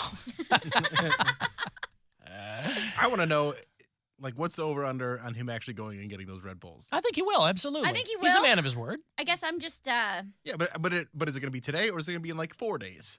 he said he's not a guy who waits. He said he does it immediately. Yeah, you kind of We would have seen him walk by. Or maybe he went out the back or something. Yeah, maybe he said he's he likes taking to get his steps likes to get his in. steps. Maybe he went the long way. Maybe he went out around Public Square. Maybe he didn't want to walk past us. Here's what I notice about Keith. The walk of shame in front of us. He's a bit of a goldfish. He gets distracted. He gets distracted. He's got a lot of stuff to do. I'm not going to bring it up again. He walks out of here. Somebody else says, "Hey, Keith, this," and then he goes, "Oh, that," and then he starts doing that. But that's And why then he all of a said, sudden- I'll walk right out of here and I'll walk to the... Well, let's see. I take him at his word. Oh, there he is. Okay, listen, I've got to take a break here. If you want to text 35192 to get me something there, you can listen anywhere on the iHeartRadio app. The Alan Cox Show on 100.7 WMMS. Your afternoon drive is brought to you by the Ken Ganley Auto Group, Ohio's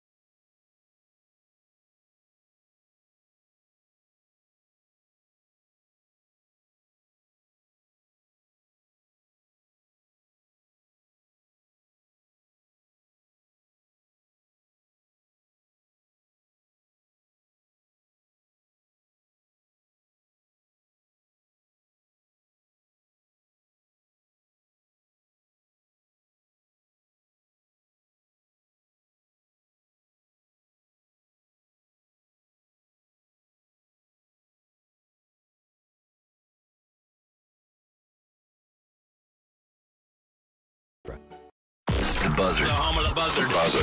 This is 100.7 WMMS. Cleveland. Call the Alan Cox Show. Is it a noun or is it a exclamation? 216-578-1007 or 1-800-348-1007.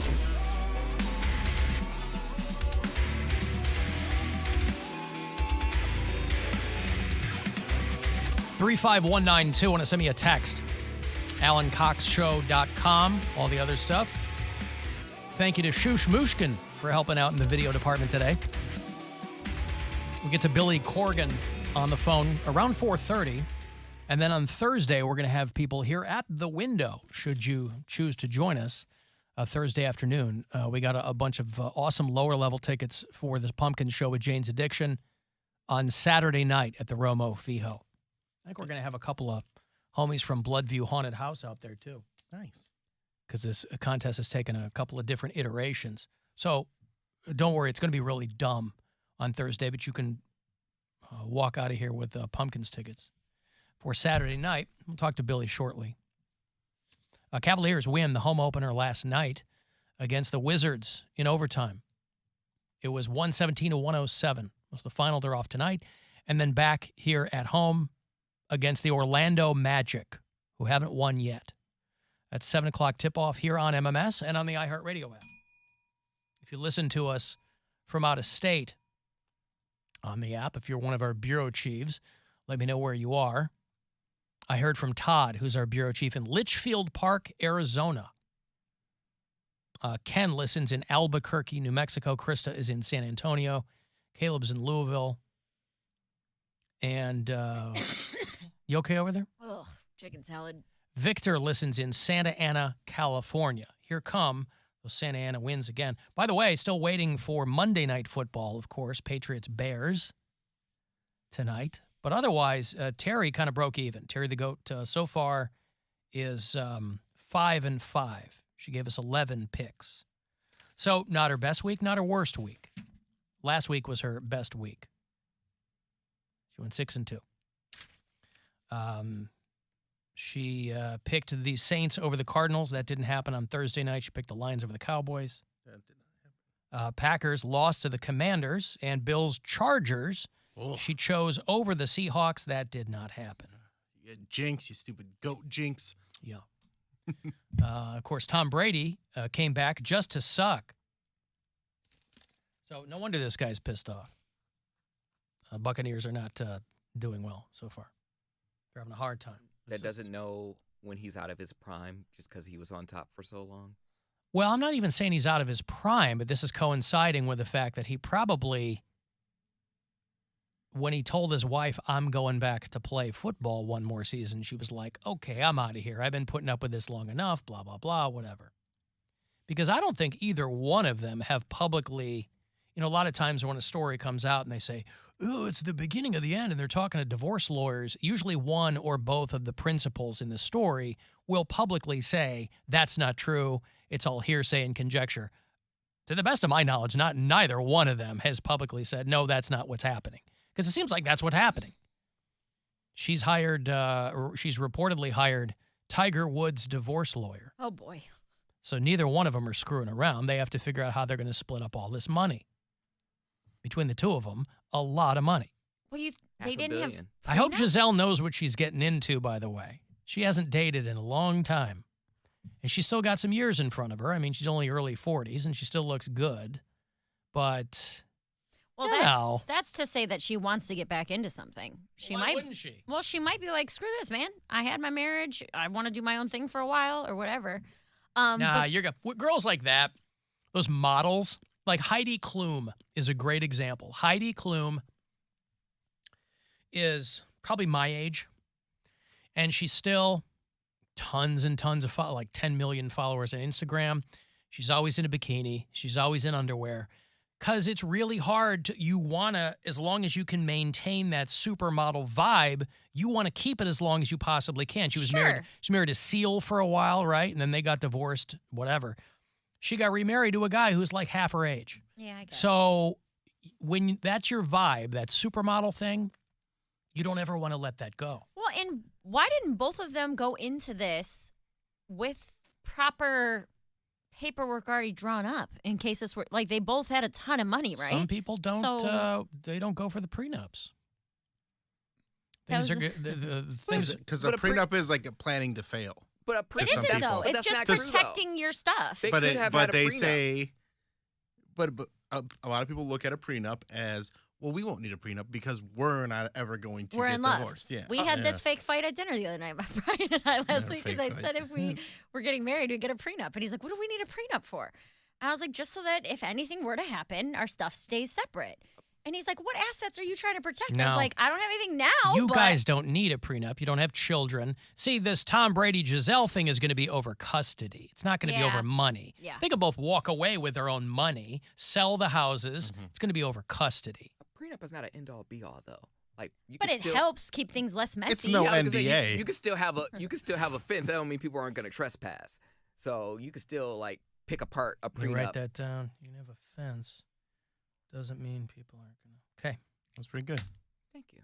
Yeah, just talk to Dr. Dre about how smoothly his divorce went. Yeah, that's what I'm saying. He had a prenup, and what they do is Yeah, but they. he tore it up, too. He's a dummy. But no, he didn't. What she said she was going to do, she was like, okay, well, since I can't legally get you, if you want to play that game because you have more lawyers and more resources than I do, I'll just say you beat me. And he could have, but if you want to play dirty, then it makes it so she signed it under duress.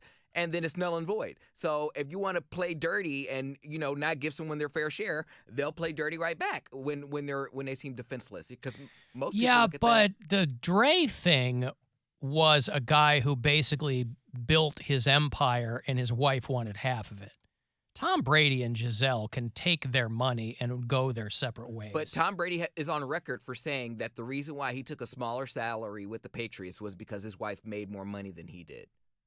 And he could take a shorter he's salary. publicly said that he did that so guys on the team could get paid more or more Or so fairly. the Patriots could Or they keep could him. sign. Well, they could sign better players. Yeah.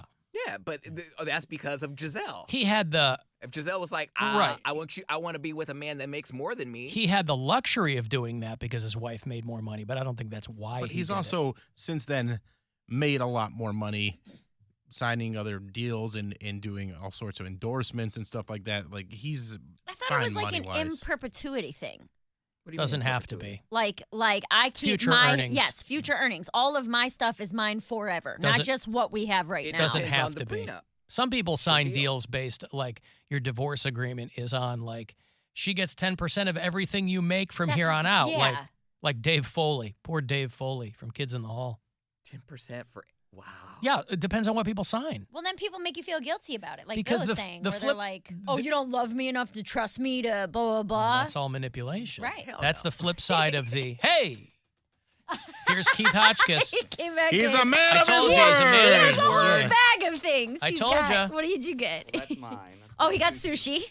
That's not for me. This is the double. Oh, he got the big one. You got me the 12-ounce Red And I Bull. will Thank put you. in extra cans as I always do. He's got 2 extra or 3 extra extra 10-ounce. so ones. We're ready to go in case anybody has any issues. Thank you. I told him. I said he'll take care of it. Oh, He'll yeah. do it. That's I what I appreciate do, ya. Alan. I solve problems. I solve problems. That's why they. Problem solved. Why he's the big boss. That's why he's in there. You guys have a great rest of Thank we don't you. call him Keith anymore. We call him the Solver. Right. He is the glue that holds the. How many did he buy? He bought 3 small ones and gave me a big one. Okay. So there's 3 10-ounce ones in there, or 357. 3 8-ounce ones and a 12-ounce one. Yeah. He bought 3 small ones and gave me a big one. Yeah. Okay, sure. Okay. And you know he's mad about it too. That's why I'm like, You know he's mad. I about wasn't it. going to say anything. You guys were like, go get him, go Yes. Yeah, because that's fun. It would be good for the air. get him. Yeah, no, it was. Yeah. But what if he takes it personally? He's not going to take. What if he treats me You know, how, different? he 4 million things this guy's got to do. He's got so many plates spinning. He can't afford to take anything personally. He looks at me. He's not mad at you. If It's I just get one more fired. thing he had to do. What? If I get fired here in the next few weeks, we know why. Mary, could you bring everything in your non-existent office in here and shut the door behind you, please? Just go ahead and leave your backpack at home today. We've decided that we can no longer afford the minimum wage we've been paying you You know that $80 on the a days day? you're here, by the way. Right. It's not even 40 hours a week. No. It's not. He's not that kind of guy. Okay. You'll be fine. I don't like. And he plays long at the bit. Let's say I don't like confrontation to begin with. Oh, Make you you gotta feel work on that. awkward. Well, What's the matter with confrontation? I don't Wait, understand also- people who aren't into confrontation. It's the only way to solve things. You confront the other person. Sure. Is this you or is this not Put you? your And they go, finger in no. their face. Huh? Put your finger in the face. No, it doesn't have to get Their pinky nasty. up their You- nostril. You don't have a brick in one hand. You're trying to solve problems. Also, I wouldn't say you don't like confrontation. I feel like there's people you're comfortable being confrontational with. Yes, like because you. Yes, me, Alan, Brian. If Brian, Brian comes stealing my Red Bulls. if Brian does a thing that you're like, well, that's not great, he hears about it constantly. You're right. There's okay.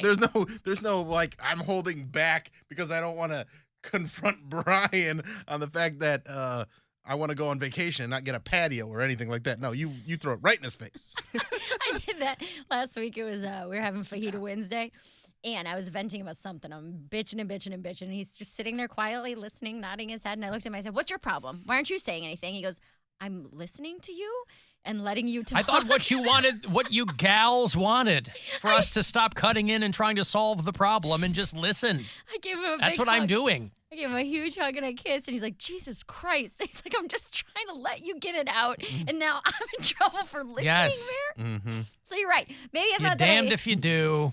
You're damned if you don't. Well, get mad about it and say something. No, you're right. I guess I'm not comfortable confronting a boss of mine about something as minuscule as a Red Bull, even though I was aggravated. I don't know him that well. Keith and I have had like Well, this is how you 5 get to know him better. This is now you're inexorably linked Mm-hmm. in this conversation. Hi, I'm the Red Bull girl. Right. Right?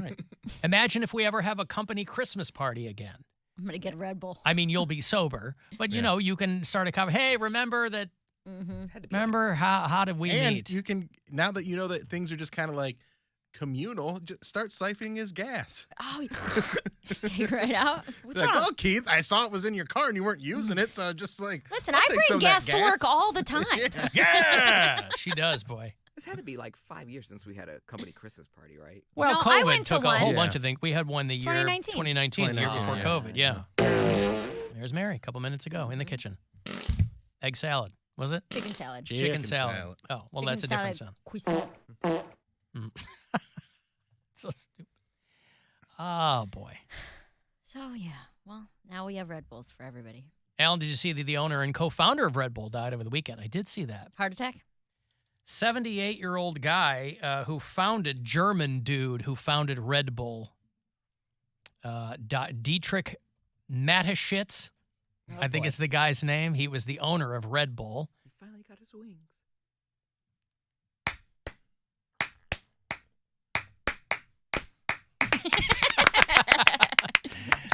He began Billionaire. Of course. Yeah. He started marketing it in 1987. The owner and co-founder of Red Bull died. Yeah, because these guys were, I mean, the marketing kind of outstripped even the product itself, right? They got in, he was smart enough to get in on like the X Games and all those kinds of things where they would, they're sponsoring, paragliders and things like that. And all of their commercials are just hand-drawn, and that's like what they went with, where they're like, you've seen them, where it's just like stick figures drinking the Red Bull. Yeah. There's zero production value. Well, because you a know? lot of their Like, marketing is like social media posts of guys flying through holes in mountains and Yeah. crap in wingsuits. That's pretty rad. So Dietrich Mateschitz, who was the Red Bull owner, Mateschitz? Mateschitz. Mateschitz? Dietrich, I don't know, but that's the guy who died. Oh, you know who else died? First class on American Airlines. I know you don't fly American, but I know that Mary, out of all of us, she's very, very particular about how she flies, and American Airlines is getting rid of first class because That's they gonna say piss a lot of people nobody's buying it anymore. Really? And they figured out a way to soak people on the economy, so they're like, we're making money anyway. I'm sure that's not how they're going to put it, but they're getting rid of first class because nobody's buying it anymore. Yeah, people are just waiting for their upgrade. Well, I don't think people will use American Airlines first class, but if you fly something like Delta or something like that, they're like, I want the works. They probably don't trust. Yeah, but what I'm American saying Airlines is if any company is not going to discontinue something that's making the money, so American Airlines, I'm sure they're like, we take out first class, which people aren't buying anyway, and squeeze in more of these Take out 8 seats and put in 30. Yeah, these cattle pens that we're trying to get people into. They won't be happy. All these airlines won't be happy until people are standing up. Just like on the a flight. subway Yes. thing. Yeah. If you're holding onto a bar. If you're running an airline, it's got to drive you crazy that people want to sit down. Why? Because they want people standing up so they can soak as many people. Don't. Yes, they do. They don't want people standing up. A business only has one rule, and that is to maximize profits and minimize expenditures. Every so often, you'll see somebody float that idea. They'll purposely leak it out to like the business trades to see how freaked out people get. And every couple of years, there's some design guy with an airline, it's usually overseas, but they'll pick it up here. And they're like, look what we could do if people were standing up. Absolutely. And they not. go, you could opt for it because airline travel has already gotten, I mean, post-COVID, not so much, but it was already way too affordable. It's not affordable anymore. I can promise you that. So they were like, you could have people paying $30 for a ticket, but they would stand up. Like you'd have some board behind you could lean back on, you know. Hey, I would take the leaning board flight for sure for $30. I would too. No, think about the G-force on your legs or something. Pardon I me. got G-force on my legs all the time anyway. You'll be fine. G-force on your legs. Not It's a a roller depressurized That's cabin. I think it's like something gets to the point you're like, No. This guy. I don't want to stand up. I don't want to stand up either. The Well, then you girl. don't go in the But standing if you were on like a Chicago to Philly flight, an hour. stand It up. wouldn't be comfortable. So what? This It's is not how comfortable much. anyway. Yeah, Listen, somebody's banging into your knees, and I mean, This too is how tall. much people don't want to stand up. I had a window seat today on my flight back from Denver to Cleveland, which was about 3 hours. I held my pee as long as I could. I made it until we were about to start descending, right? So the girl next to me in the middle seat didn't stand up when I asked her to move so I could go to the bathroom. I was like, hey, do you mind if I go to the bathroom? And she kind of like gave me this look. And Just tucked her knees into the she side. didn't even tuck her knees in. She just like sat up a little straighter. And I was like, oh, I'm sorry. I didn't know if you were going to stand up or not. And she goes, do you need me to? And I was like, I guess not. And so I had to like straddle Yeah. her to walk past her. I love these people who are like trying to make a point by making things difficult for other people. Just help me out, lady. Well, I was like, as long as you're comfortable with it, like I'm literally going to have to straddle you and my front or my back is going to be right in your face, you Yeah. know? And she was totally fine with it. Same thing on the way Everybody's back. trying to Maybe- teach somebody Yeah, a she's- non-existent lesson. Or that was her strategy all along. She wanted to get a whiff. Maybe. So in Did that you give her front or situation, back? I yeah, gave her did front. you face her? Yeah, front. You I faced felt her. like it was awkward to give her my butt, so I walked past and did the little leg thing, and Always give her the butt. I don't know. I didn't do that. Walk faster than front. Always. It's been a weird travel day, dude. My first flight, it was like an hour from Oklahoma City to Denver. I had the rudest flight attendant I've ever had on a flight. She was a no-nonsense woman. I don't know if she was having a bad morning or she's going through some stuff, but she was yelling at everybody. Somebody's phone went off and she freaked out. She was They're not turning over that stewardess population my anytime goodness. recently either. I've never You had got a some bad lifers on these flights. She was an older woman, definitely. I've never had a bad experience with a flight attendant, but she was on everybody's ass, like waking people up. Your seatbelt, sir. I can't see your seatbelt. Silence your phone. Headphones are required. She's like yelling at everybody. And the dude next to me was like this old hillbilly dude, and he was very unhappy with the temperature in the cabin. It was freezing cold. It was so cold in there. And he asked her to turn the heat up, and she said, we don't control the temperature. That's a lie, because you can absolutely turn the heat up. Well, can you? Yes. I know you can turn the can, cold but- air but on they- overhead. You can turn heat on. I've had people do it before. Well, they'll turn the heat up. They're like, oh, it's a little cold in here. We're going to turn it up. My second flight was hot as hell. Yeah, when you're in first class, Mary. No, we were in regular cabin. So he asked her to turn the heat up. She said, we can't control the temperature. And then I was cold too. I was like, well, can I have a blanket? And she goes, they did away with blankets after COVID, and just started to walk away. And I was like, that's also a lie, because I've gotten blankets on these flights before. You could have said we don't have blankets on this aircraft. I think these flight attendants are so shell-shocked from air travel during COVID, where people were jumping up and screaming. Punching people. Yes, screaming about wearing a piece of cloth on their face for 90 minutes. You think that would make you not want to be rude to people, though? No. If they're going to try to fight you. It breaks because your soul. it would make you either quit being a flight attendant, which a lot of people did, or you're like, well, I need the job. I like the job. I get to travel for free, whatever. I make decent money. Yeah. I have a friend. This is what it is. Because they're not going to fire you. No, they can't. No, they need people. I mean, union stuff aside, I don't know what that is. But no, they can't afford attrition in flight attendant ranks. She was yelling at one guy because there was the first flight was It's a like free-for-all up there. Oh, well, the first flight was like one of those express flights. So it was a very small plane. There was maybe 50 people on this plane. So he had to walk like maybe 7 or 8 rows past his seat to put his roller bag in the thing. And he tried to come walking back up against the flow of traffic. She's like, sir, go to the back of the plane and wait. Like it's 5 o'clock in the morning and she is screaming at people and everyone's just like, what the hell is wrong with this lady? We're just like, you know what? Put your headphones in, just eyes forward, don't say a word. She was having a And morning. if it were $30 a ticket, you could see, but it's like, it ain't $30 a ticket Well, right and now. that's what the guy next to me was all pissed off about is that flights aren't cheap right now. And so he was like, after she told him she couldn't control the temperature, he was like, United's going to hear about this. Oh, you just wait. United's going to hear about this. They're going to hear about this. You're right. And I don't know if he knows how to email, but someone's going to write a pen to paper.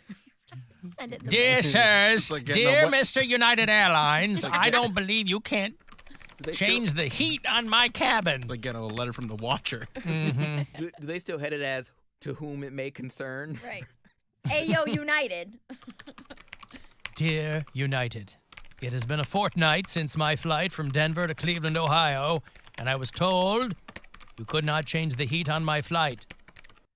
But I've heard that too, though. No, dude, that's not true. But they can change it, but I don't think they want to because you're going to say it's too cold. Someone's going to say, oh, now it's too warm. And Well, they'll what be she playing did- this game this entire flight, and they don't want to do that. After he complained about it, I'm telling you, she upped the AC because you could feel that it was coming out petty. faster. She's very I petty. really think that she did. So good. You could feel, I'm like, it is noticeably colder in here. Like, I feel like she pumped the jets up just to get back at Also, this who dude. doesn't travel with layers? Like you wear a hoodie so you can take something wear a off or put blanket. something He was like on. a little old man. He was like a skinny, man, probably in his 70s. He was So what? What's that got to do with it? frail and cold. Yeah, but was this the first time he's ever been on an airplane? I don't know. To make it seem like Somebody in their 70s can't have a hoodie? Listen, I am always cold. I know that, but it was cold. Are ya? Like it was cold on this flight. And then after he said something when she bumped it up, I'm like, oh, this bitch, dude, she's so done. She said, Yeah. let him freeze. He's got icicles on his nose. I hope you have a great flight. Wow. Now, What a weekend. would you rather have the mean lady or the not funny person? Not funny person. Because at least a not funny person is trying. And if I paid $800 for a flight, I'd rather have them be like, hey, what's going on? Yeah, You mean's know? no good. I mean, like, Did you pay $800 for the... I lost money on this weekend. Sheesh. That's why when Alan's like, oh, flight's too... No, that stuff's so expensive right now. My flight to North Dakota is over $1,000. yeah. Because nobody wants to go to North Dakota. Nobody Supply wants- and demand, baby. Dude, that's what, you know what is aggravating to me? Is that I'm like, this should be less money. Because I don't want to go there to begin with. You're making me want to cancel my flight in general. I No, want to give they- you no money because they I don't don't want to go to Oklahoma. They don't either. That's why it's $1,000. So frustrating. They're like, okay, I guess we have a route we got to do here. $1,400 for row Yeah. 34. Because it ain't going to be a full flight. No, I'm going to be the only person on the plane. Right. Airplanes are like Private plane for airplanes are $1,100 like ain't bad. restaurants. If you're not at 110% capacity, you're losing money. Well, And you're the sucker going to North Dakota. this was a bad choice. Milk tried was to a get out bad of it. choice. I got to take a break. Okay, we're going to talk to Billy Corgan around 4:30. Pumpkins and Jane's Addiction at the Romo Fijo on Saturday night. Later in the week, we're going to have people coming up to the window here to win tickets for that show. We'll talk to Billy shortly. I will have Cleveland Monsters tickets for you. I want to get some hockey going. I'll have those for you after this break. Monsters are going to play the Chicago Wolves on November the 4th. So I'll get you a 4-pack of tickets for that. 35192 and a text for anything else, and we'll be back. It's the Alan Cox Show. Everywhere on our free iHeartRadio app or whatever smart device you have. Just tell me to play the Alan Cox Show on iHeartRadio. iHeartRadio Alter Ego 2023. Presented by Capital One. Alter Ego, are you ready? Featuring Red Hot Chili Peppers. Fall Out Boy. Jack White. What's the trick? News. Phoenix, churches, Beach weather. And Rosalind. Capital One cardholders. Are you ready to rock? Well, get ready, because you can purchase Alter Ego tickets before anyone else. Starting tomorrow at 1 p.m. Eastern, 10 a.m. Pacific. Plus, add a Capital One access pass to your pre-sale purchase to attend an exclusive pre-concert event with a private performance from Phoenix. Complimentary food and drinks and more. Only available during the cardholder pre-sale for 48 hours or while pre-sale tickets last. Tickets go fast, so don't miss your chance to score your tickets and passes first. Find out more at iHeartRadio.com/Capital One Alter Ego. And we'll see you Saturday, June 14th, Kia Forum, LA. WMMS weather.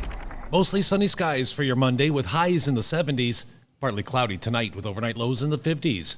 For your Tuesday, partly to mostly cloudy, but highs back in the 70s. This report is sponsored by Domino's. Mix and match any 2 or more Domino's items for $6.99 each. Ask for this limited time offer. Availability and charges may vary. 2-item minimum. Bread bowl pasta, bone-in wings, and pan pizza will cost extra. Local stores may charge extra for some menu items, crust types, toppings, and sauces. Your afternoon drive is brought to you by the Ken Ganley Auto Group, Ohio's #1 automotive retailer.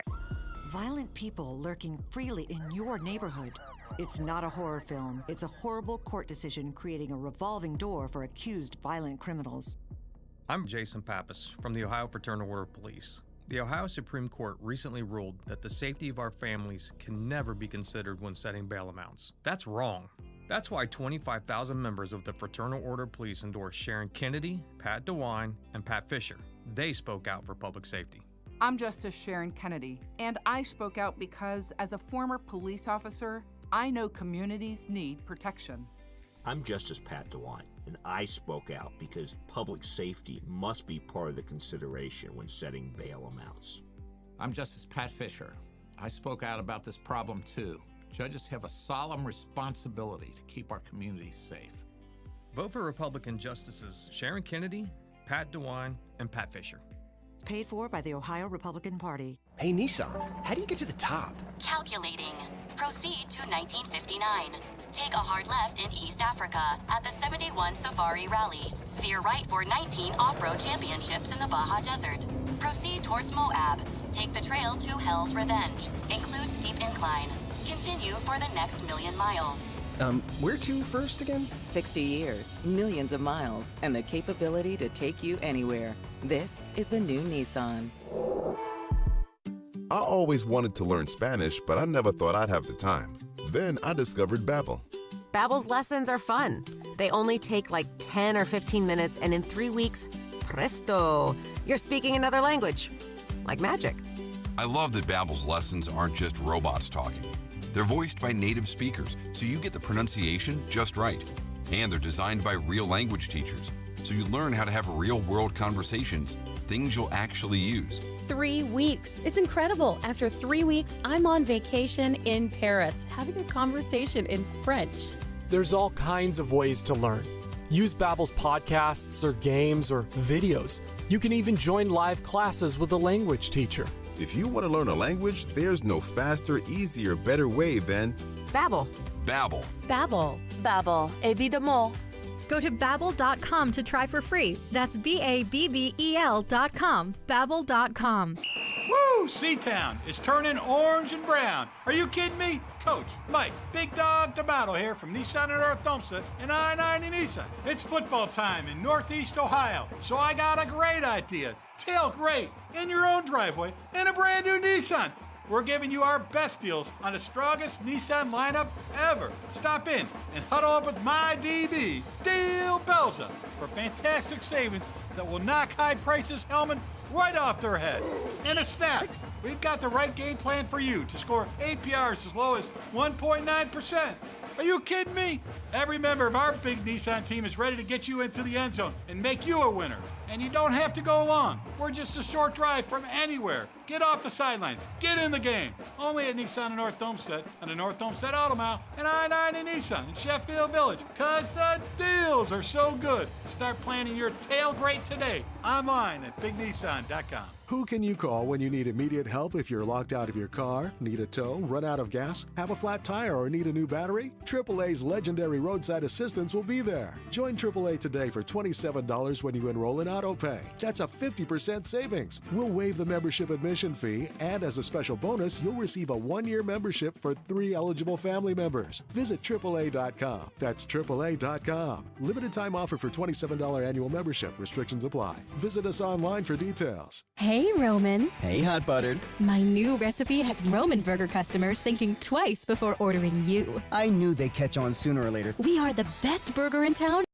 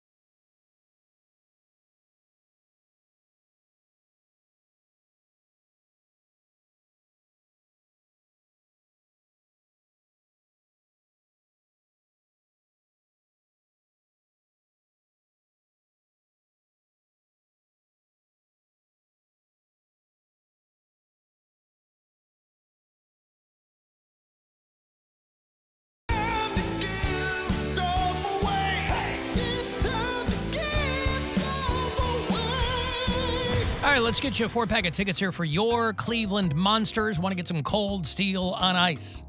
4-pack of tickets. The Monsters take on the Chicago Wolves. It is Friday night, November the 4th at the Romo Fijo. It's First Responders Night, and it's a 1-2-3 Friday night. Every Friday night game is 1-2-3 Friday. $1 Pepsi products. 2 hot dog Wally's hot dogs. And $3 Labatt Blue and other select beer specials. ClevelandMonsters.com for all the details. You and 3 pals. Monsters Wolves on November 4th. 4-pack. Good luck. Caller 10.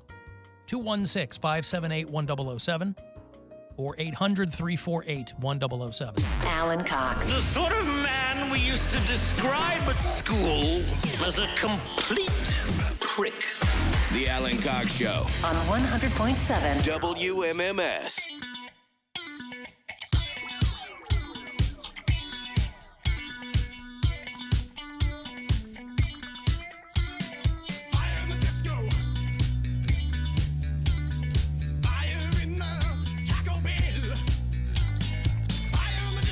Talking to Billy Corgan in a few minutes. I will have more than 6, but fewer than 10 minutes with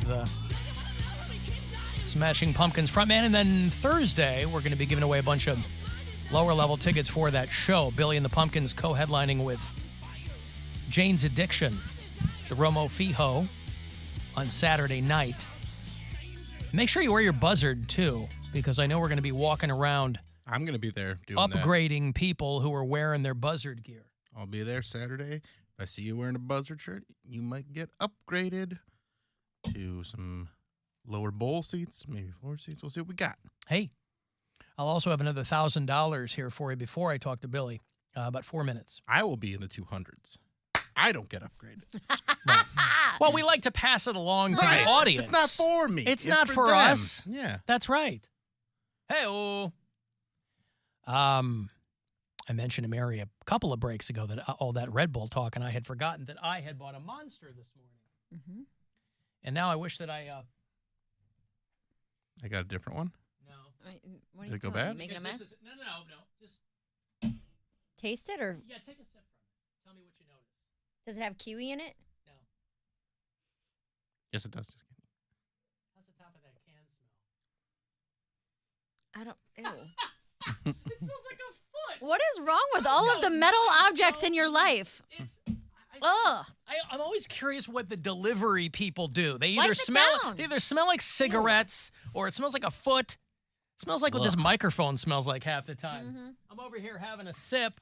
Pour it in My a cup. Mango Loco Monster. Dude, I do not like the flavor of mango. I really don't. Oh, I like it a lot. I eat dried mango all the time. Me too. I like dried mango, fresh mango, mango flavored You just said I don't like the flavor of mango. But dried mango is That's different than different. like artificial mango flavor. You can't have it a mango.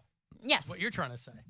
Yeah. All like right. artificial mango is not a flavor I enjoy. All right. Nevertheless, my life hack for Mary was do what I did, which is just wrap it in a plastic bag because nobody's going to go, oh, there's my plastic bag and my drink. Until you come in and there's an empty plastic bag in the fridge, and then Hotchkiss is like, people are leaving their garbage in the fridge now, too. Wouldn't that be the move? You take the drink out of the bag and leave the empty bag in the refrigerator. Yeah. Oh, that's funny. Are you feeling, is the Red Bull doing you right? Yes. All right, good. I'm doing a photo shoot tomorrow for the cover of my new special that I'm taping in December. We're doing the photo shoot for it tomorrow morning, and I have to be up at like 8:30, but I have to go get all of the stuff for it tonight after work. So I'm not going to be home for a while. I got to go to Party City and get a couple things and Right. couple different items. What does that entail? What do you have to, what are the props? So You're shooting this tonight. Tomorrow morning. So this hour of material is about, it's heavier stuff. It's about my dad dying. It's about going to therapy. It's about getting sober. It's about, mental health and things like that. All hilarious. Wait, these things all happened to you? These all happened to me in the last 2 years. Pretty weird, right? Wild. I'm going to be honest. I had no idea. That's why you got to watch the special. I almost never talked about it. Did you know that? Never took time off work. Never did anything. I knew you were taking time off work, but I thought you were just lazy. Oh, right. No, my Even dad I died. took time off work when my dad died, Mary. Right. But yeah, so I'm going to show you guys. When my dad dies, I'm not missing a day. Good for you. I'm not missing a second. Have the funeral at work. Have everybody come here, and we'll do it live on air. Yeah, the procession's going to be right out in front of the window here. That's why they call it the Showcase Studio. Exactly. So we're actually shooting it at the cemetery where my dad's buried. I mean, you'd have to. You're going to shoot it at his grave. Uh-huh. Yeah. It's going to be, I think the shot that we're going for, like the main shot, is going to be me. Should I not say this? Should I wait and make people I don't know what you're going to see it? say. Should I tell you what the album cover is going to be? Yeah. It's going to be me laying down next to my dad's grave. In the wedding dress again? Not the wedding dress. Oh. So just like a black, like a funeral looking dress. Yeah, yeah. With, like almost like American Beauty with my hair all Right. out and everything. And then, and I'm going to have a get well soon balloon. Like a really shiny Milo, Right. like with a teddy bear on it or At your something like dad's that. tombstone. At my dad's grave. And then the album is going to be titled Something to Cry About. Mm-hmm. So we'll see. This could be the best decision I've ever made if we can really get it to come across as not sad. Or this could be the worst decision I ever make where I'm like, oh, this is horribly, horribly not the vision that I had for it. I So- think the only thing that would make that funnier is if it were a freshly dug grave where you have that visible mound Yeah. of dirt. Yeah. And you're obviously you can't do that. But Right. Also, he's So- not. He was cremated. He was so- cremated. yeah. Well, they still buried the urn. Right, but it wouldn't be like a big old No, mound of it would be dirt. like a- yeah. But for the Headstone purposes size. of an Right. album Sure, cover, sure, it would sure, be. sure. Yes. Tell him to, see if there's a different one. You can always Photoshop the headstones. Well, I asked when I had the meeting with the photographer and his assistant last week. We're in here, and his photographer or his assistant is so sweet, and she's taking notes. And she looks at me. She goes, "I'm explaining what the album's about and all this stuff." And she goes, "Okay, so wait, is this supposed to be sad?" And I was like, "No, that's why this is so risky. Is because we have to find a way to capture a cemetery in a non-sad way. And Right. everybody's up to the challenge, and we're gonna see what happens. And we'll see. We'll Well, see. I'm very excited about it. I would make the argument that the cover of Hillbilly Bougie was sad. This is overtly sad. Me drinking alone in a Yes, wedding dress. That's right. In a trailer park or whatever Yeah. it was. Yeah. It was just a backyard. I was in a pop-up chair with a kid's, little Yep. turtle pool pulled Yes. up next to it. But yeah. it implies love gone south. Sure. It implies the loss of innocence. Yeah. The loss of sobriety. Yeah. So that was so I have to go and get the balloon and a couple other props for that shoot tonight after work. So that's why I needed the Red Bull. That's why I need to be awake for it. Mm-hmm. Because I'm gonna be You running. need on dilated E. pupils for when you do that photo shoot. Mary looked so awake at her dad's grave. Let me give you some money here. It's $1,000. It's a chance for you to go fund yourself, and then we'll talk to Billy Corgan. $1,000. Good luck.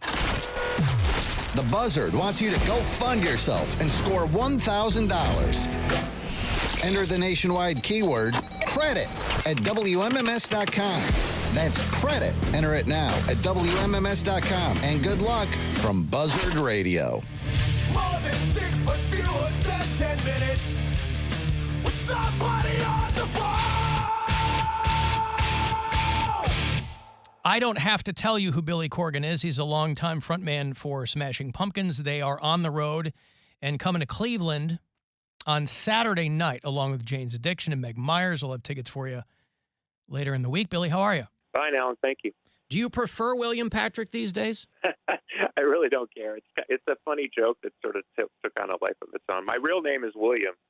And when I was a kid, I was Bill because my dad was Billy. Then I became Billy, and then Billy became the name everyone knows me at. And then at some point, I was like, Billy just feels weird to me. So I went back to William, and then everyone made fun of me for going back to my real name. And so here we are. Imagine being made fun of because you're using your own name. Believe it or not, people wrote articles making fun of me for going back to my real name, which I think that's up there with one of the strangest things that's ever happened to me. Isn't it so weird? In meme land. Yeah. You and I have met before. We met when I was at Q101. And if you'll indulge me, I want to go back to those really early days. I'm from Chicago, and I'm only a few years younger than you. And the early 90s in Chicago were a really wild time musically because the big three, as I recall, in Chicago were Local H, Smashing Pumpkins, and Urge Overkill. And I was dating a girl who was a huge Smashing Pumpkins fan. I was somehow possessed of the notion that Urge Overkill was going to take over the planet. And she took me to a pumpkin show. You guys are playing the Metro or something. And I'm so glad that she was right because, you know, there were so many different veins of music kind of going on at that time. And this was still technically pre-grunge. And you guys were like on another planet. And I don't know that you guys got enough credit for that, if that was even something you were looking for at the time. That's a great way to start. I mean, we felt we were very strong musically, and we ran into the buzzsaw of indie politics circa 1991, particularly when we go to places like New York or London. I think people didn't yet figure out the commercial appeal that was to come from what became known as grunge or alternative music. So we were put into a weird place where we had to defend our indie bona fides. Yeah. You know, like, I guess we didn't spend enough years riding around in a van or something. People were also suspicious of how good we were on our instruments, as if that was some sort of betrayal of the indie code. Yeah, so there were a lot of bands, which were quite good and we were fans of, that we were oftentimes sort of put behind somehow. And then when we blew past them, it became something that was almost used against us, as if there was something inauthentic about who the Pumpkins were. You know, we got the last laugh many times. We're still getting the last laugh. But yeah, that was a very weird time for us because we were just kids from the Chicago suburbs. Darcy grew up in Michigan. You know, none of us came from wealthy families or anything like that. We were just kind of very typical middle-class people, a lot of latchkey kids, you know. And so it was very strange to us that we were sort of held up to a standard which really didn't have anything to do with us. And the things that mattered to us, we were told continually weren't important. That was a very, very strange thing to navigate. Yeah, I appreciated that you were unabashedly a hard rock band, and you were musicians. You weren't because obviously you guys predated grunge, but then when that hit, you guys were kind of lumped in, and Chicago, as you recall, kind of became the new Seattle, where every band got signed. Loud Lucy and Fig Dish were getting big record contracts, right? So. But yeah, I mean, everybody rushed in after we made it big and started signing up everybody. And even James and Darcy at one point had a label, and they were signing bands to their label. It was a heady time. I mean, I recall you guys starting out opening for bands like Jane's Addiction, and now you're touring with them 30 years later. Actually, 34 years later, to be precise, which is really wild. I think we're almost exactly, 34 years to the date when we opened for Jane's Addiction at the Metro, and what was then Jimmy Chamberlain's fourth show with the Smashing Pumpkins. So our history with Jane's goes back pretty deep, and we've known them personally literally all these years.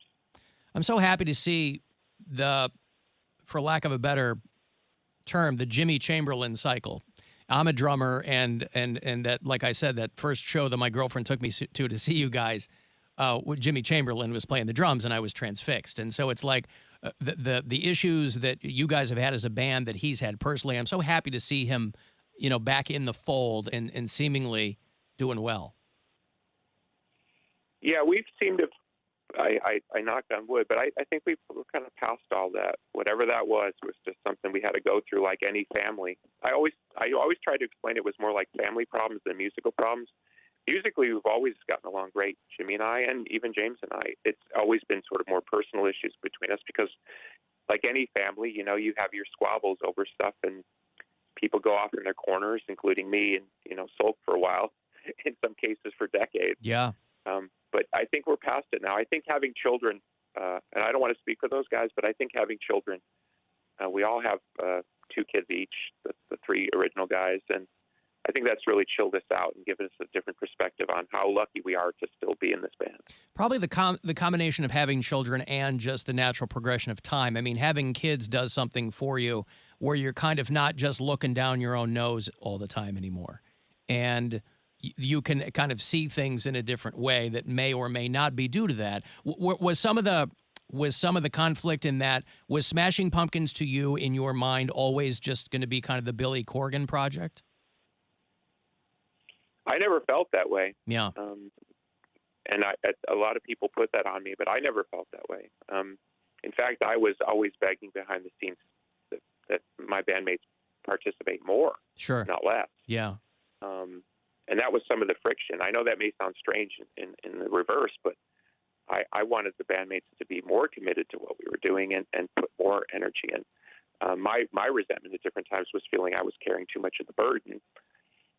So yeah, I think again, you're talking at the end of the day, we're about to play a show tonight, right? We're playing songs that were written 30 years ago, right? Yeah, right. In some cases. We were just kids. We didn't even know what the heck we were doing. The fact that we did anything right musically is like a miracle. And the fact that those songs stood the test of time is a miracle. So when I look back at us as kids trying to navigate, the money, the fame, the hangers-on, the bad management, all that stuff, I have a lot of compassion for, we all thought we were doing the right thing at those times. And now we can kind of laugh and realize how silly we were being. Wow. Well, listen, whatever you're calling yourself these days, you're still doing great work. I'm happy that you're out there and still doing it. I hope you're happy doing it. And I know you've got a whole trio of CDs and new material coming. So I'm looking forward to that. But I appreciate your time, Billy. Thank you so much. Thank you, my friend. More than 6, but fewer than 10 minutes. With somebody on the phone. There's Billy Corgan, the Smashing Pumpkins, and Jane's Addiction. Provided that the Jane's Addiction injury report is okay. They had to bail on the Pittsburgh date. I think they bailed on the Philly date. But the Pumpkins and Jane's Addiction are doing that Spirits on Fire tour. It's at the Romo Fijo this Saturday, and I will have a bunch of tickets to hand off to you on Thursday. I know a lot of people wanted me to talk wrestling with Billy Corgan because his eyes light up, but I don't know wrestling. So I had to nerd out on the musical end of it. It's crazy that you can listen to the Smashing Pumpkins and they can be such a hard rock band, but Melancholy and the Infinite Sadness has so much orchestral type music too that it's, like Tonight is really just it's almost like a lullaby. You can't peg them as one thing. Say what you want about them. I got to take a break here. If you want to text for anything, 35192. AlanCoxShow.com. You can watch live. You can listen wherever on the iHeartRadio app. The Alan Cox Show. On 100.7 WMMS. The Buzzard cannot save you from the beating your savings and 401k are taking. Higher prices. Inflation. The stock market. All we can do is give you the chance to win enough money to spend on things to significantly reduce your lifespan. Go fund yourself. Party, drink. And win $1,000. Up to 13 chances a day every weekday. Get them keywords at 30 past the hour and enter them at WMMS.com. Check out the all-new Mazda of Kent. MazdaKent.com. Slow internet is nonsense. Your business needs Spectrum Business. Thousands of independent tests confirm Spectrum delivers the fastest internet speeds in the nation. That's right, Spectrum delivers the fastest internet speeds in the nation. Switch to Spectrum Business today. You'll get proven fast internet and save money. That's no nonsense. That's Spectrum Business. Learn more at spectrum.com/business. Internet speeds based on analysis by Ookla of Speed Test, intelligence data, U.S. media fixed download speeds for Q3 2022. With Rally's Mix and Match, you can have any two. From the Rally Burger, Spicy Chicken Sandwich, Crispy Fish Sandwich, or Chili Dog for just $4. That's 10 different ways to 2 for $4. Want to hear them all? You can do Rally Burger Spicy Chicken, or Spicy Chicken Crispy Fish, or Chili Dog Crispy Fish, or Spicy Chicken Chili Dog, or Crispy Fish Rally Burger, or Rally Burger Chili Dog, or Rally Burger, or Spicy Chicken, or Crispy Fish, or Chili Dog, Whew, that's a lot to choose from. And you can make it a meal with a small fry and drink for $3 more. Rally's Mix and Match. You've earned it. Hey, Nissan, how do you get to the top? Calculating. Proceed to 1959. Take a hard left in East Africa at the 71 Safari Rally. Veer right for 19 off-road championships in the Baja Desert. Proceed towards Moab. Take the trail to Hell's Revenge. Include steep incline. Continue for the next 1,000,000 miles. Where to first again? 60 years, millions of miles, and the capability to take you anywhere. This is the new Nissan. Your child's health, growth, happiness, and future are what matter most. At University Hospitals Rainbow Babies and Children's, we understand that. With nationally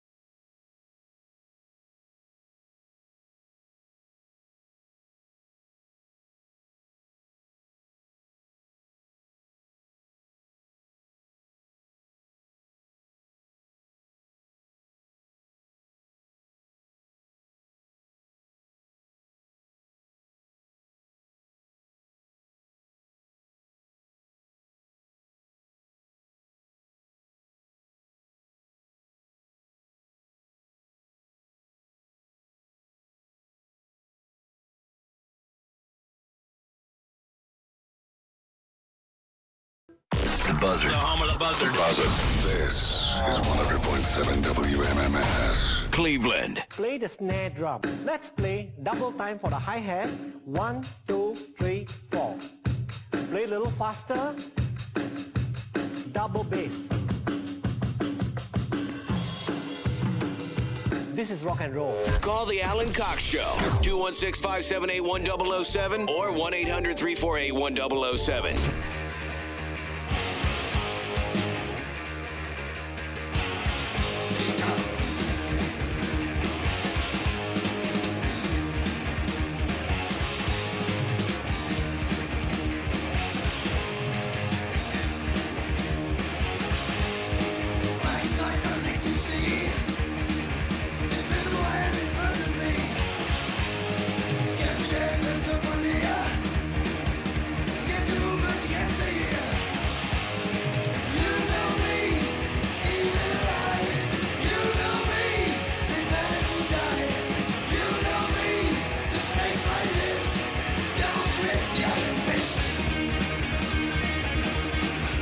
Poundcake, who is this?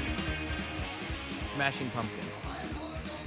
Good guess. Because I just had Billy Corgan on. Context-wise, good guess. But not the Smashing Pumpkins. Singer's dead. It's a big deal. The band was around for a long, long time. Obviously, they had to split when he died. British frontman, played Starts with an M. Played the bass. Starts with an M? Yes. It's not Metallica, is it? Nope. The singer was Lemmy. On the Lemmy Kilmister. On the Alan Cox Corona Cruise, the band we would have is a parody of this theme. Mm-hmm. Hell, I don't even remember that. Motorhead is the band that I was looking for there. Never would have got it. Sorry. Okay, that's all right. I don't remember. You know, at Casa Mary, she and her boyfriend do Taco Fridays, Fajita Tuesdays, Fajita Wednesdays. I want to do Motorhead Mondays. Any opportunity. Sometimes I'll end the show with Motorhead. Any excuse I have to play more Motorhead around these parts, I'll take it. Mm-hmm. But I will stop short of instituting a Motorhead Monday. Cavaliers win last night. That was the home opener. Bill Squire was there to see it all. In overtime, 117-107 over the District of Columbia Wizards, according to their jerseys. They're at home tomorrow night. They're going to play the Magic of Orlando at 7 o'clock here on MMS. Your FM home for Cleveland Cavaliers basketball. In a world where the 76ers and LA Lakers are both 0-3, your Cavaliers look fantastic. Don't forget, on Saturday, they destroyed the Bulls. I know. Like really took I it to the know. woodshed and just. It's because they wanted to get out of there quickly and get to the city to enjoy everything that the great city of Chicago has to offer. Why'd you lose? 120. It's stuff to do? It's Saturday in Chicago. We got things to do. Yes. You want a list? No, the guys on the team, they're there all the time. The Cavs are like, let's get out of here. Yeah, let's get these out guys there. Out and go enjoy the city. And Central Time, we get an extra hour. 128-96 was the final Cavs-Bulls on Saturday night. So a great showing by the Cavaliers. Of course, the Cavaliers are my B team. Toronto Raptors are my C team. Cavaliers, Bulls have to be my A team. I got to root for the home team. But Cavs Magic, Wednesday night, 7 o'clock here on Buzz. Messages coming in on the iHeartRadio app. Little talk back button there if you want to get to us that way. Hi, this actually has nothing to do with the show that's going on right now. But at work today, I kept going, and they hugged her. And I can't find the actual clip to play for my coworkers so they can laugh along with me. So what was that from? What is sexual in nature? Please help me find this. Do you remember what that was from? It's from the lawyer. Lawyer commercial in Rochester? In Buffalo, New York. Buffalo, okay. Lindy Korn is a workplace discrimination attorney, and that was part of her television commercial. Her boss hugged her and squeezed her breasts, which felt sexual in nature, not like a greeting. That's so wild. Is this lady old? Hug. Oh, yeah, sure. I was like, she's in my mind, late she's 60s. old. Yeah. But she's also, in the city of Buffalo, by the way, like very well known. She's like Buffalo's Tim Misny. Oh, wow. But she specializes in workplace discrimination. So any woman coming to her, or man, who was like, hey, I was treated differently. You know, this guy hugged My boss me. was stealing my Red Bull. There you go. That constitutes workplace discrimination. So whoever you are, that's where that's from, is a television commercial from Lindy Korn, who's a very prominent lawyer there in the city of Buffalo. Her boss hugged her and squeezed her breasts, which felt sexual in nature, not like a greeting. Again, I don't get the hugged her part. I don't understand the greeting part. I've never greeted anyone by squeezing their breasts. Yeah. Here, let's go back and see one of her old commercials. Congratulations. You're planning your wedding, and everyone in your family is excited and joyous. Oh, so it starts out with a wedding. That's nice. Okay. It can't possibly go south. There can't possibly anything. Weddings are just the happiest on day the of up and people's up. lives. That's right. Anticipating that very special day. Still good. Now you go to work and you make your announcement to your workplace family about the upcoming wedding, your date, plans. Still great. Everybody and happy. That is when things begin to change. Oh, come on. How could they change? It's got to be for the better. Hey, extra time off for the honeymoon. Yes. Maybe. You may find situations like these. My supervisor congratulated me, but the district manager told me that he thought I shouldn't talk about it at work. You know what? I'm going to play this on the live stream because you have to see her face. I gotta look for her these. up. Yeah, Lindy Never Korn. seen She her. got her own law firm. Just the way that she's emoting in this commercial is great. Supervisor congratulated me, but the district manager told me that he thought I shouldn't talk about it at work. My coworker, whom I've known for years, told me she's happy for me, but she does not think that she would like to live as a queer person and not be accepted where she worships. This is taking a Wait a weird. minute, wait, what? Does this all fall under workplace discrimination because somebody said, "Hey, I don't want to hear about your wedding nonstop"? That's workplace discrimination. Hopefully, she'll tell me. Well, she said if it's a same-sex one.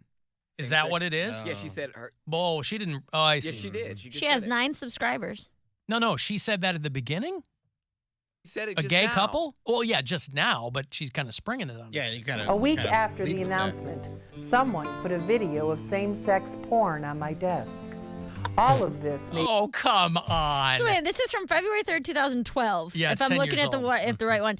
And there's just Chuck comments, I wonder if this attorney does class action lawsuits. There are a lot of issues at the Ford plant. Like, he is a whistleblower out here. Chuck's out here trying to get Sure. traction on a YouTube video.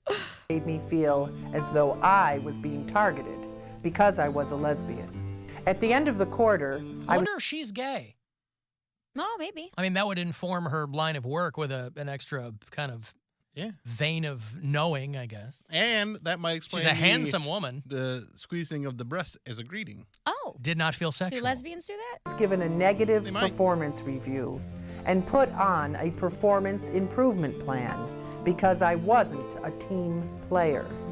And A lot of eye rolls in this, right? Well, it goes on and on from there. She wants to get people hip to workplace discrimination law. her boss hugged her and squeezed her breasts, which felt sexual in nature, not like a greeting. Mm-hmm. Well, there you go. To that customer that was looking for that, Lindy Korn. Congratulations, well, I like to congratulate the city of Cleveland, Ohio, anytime I get a chance to do it. Having lived in Northeast Ohio now for over a dozen years, anytime they get themselves some accolades, I like to use this platform to throw them an attaboy. And quite frankly, I think that this qualifies because it is very competitive to be among the top 10 rattiest cities in the country. Hell yeah. To be infested with rodents. You know, everybody goes, well, Cleveland's not like New York. Cleveland's not like Chicago. We're getting there with respect to rats that are infesting the country from coast to coast. They famously say there are more rats than people in New York. I don't know if that's apocryphal or not. That sounds like an urban legend to me. But maybe not. A lot of them threw themselves into the ocean. during COVID. Mass suicide. There were no restaurants open. There were no dumpsters full of day-old snacks. That's so nasty to think that that's like their sewage system. That's their water. That's everything. You know, when the subways flood, it washes tens of thousands of rats and mice out to the ocean. Yeah. Rat check! That is climate change working for you. Where was Cleveland on this list? We were 8th. 8th. We've That's moved still up pretty 2 high. spaces. Oh, damn. 2 spaces, 2 spaces, 2 spaces. Cleveland is 8th out of 10 for the rattiest cities in the country. Chicago remains solidly at number 1. Really? But rodent infestations are among the top pest issues of the fall and winter seasons. And obviously, they spread diseases. Name one disease a rat spreads. Salmonella. No, that's chicken. That is uncooked chicken. The hantavirus. How about the Black Death? No, it's called hentai, and it's not a the virus. Oh, yeah, man. No, but if you go to the website that's on, you'll get a virus. You'll get a virus there. What's Cleveland more, is up 2 spaces. We went from number 10 to number 8. What carries more disease, rats or mice? Well, they're the same species. I mean, right? I don't. Are think there so. diseases rats can carry that mice cannot? I think it's more common for. I mean, you associate disease with rats more than mice, in my opinion. All right, sir. That's what I think. But like, if you hear rat, I think of disease. Rat bite Whereas fever. mice, mice, you go, they're just gross. But Rat bite fever. Rat bite fever. My daughter and I that's were just in- anecdotal, though. I don't Yeah. know if there's actually any substance to that, but I just think of rats and disease because of things like the plague and sure, the haunt. Was the what do you call it? The plague rats? hantavirus? Hantavirus. Hantavirus or the hantavirus? Well, yeah, maybe it is. Maybe it is the hantavirus. Because it's haunting what it does to you. Oh, it's terrible. The plague was rats. Like, I was kidding. Yeah, I was like, I don't know what you know. Just like we don't know what Poundcake knows. That's right. We don't know what he knows until we don't know it. So anyway, we are on the list of the top 10 rattiest cities in the United States. Just got a message from an Orkin worker and said that's their list and it's getting bad out here. Oh, good for you. Oh yeah, yeah. He's on the front lines. Where they're not killing people, they're killing rats. So suck it, Columbus. Sit there with your number 25 out of 50. Ha, ha, ha. Yeah, this is probably great news if you're working for Orkin. Or if you're working for any other pest control company. Again, I'm curious. They're probably behind it. They're probably the ones making it so there are more rats because then they get more calls and They're breeding them and releasing them. Listen, let's be real here. The reason that these lists even make it into the news cycle is because they're basically advertisements for the place that puts the list out. And also, what are the logistics of moving up or down on this list? How many rats per capita? What kind of per capita? I'm not sure, Yeah. to be honest. There are so many different kinds of per capita that it's difficult to figure out which is which when it comes to rats or anything else. And when you say per capita, there's many per capitas. It's like per capita relative to what?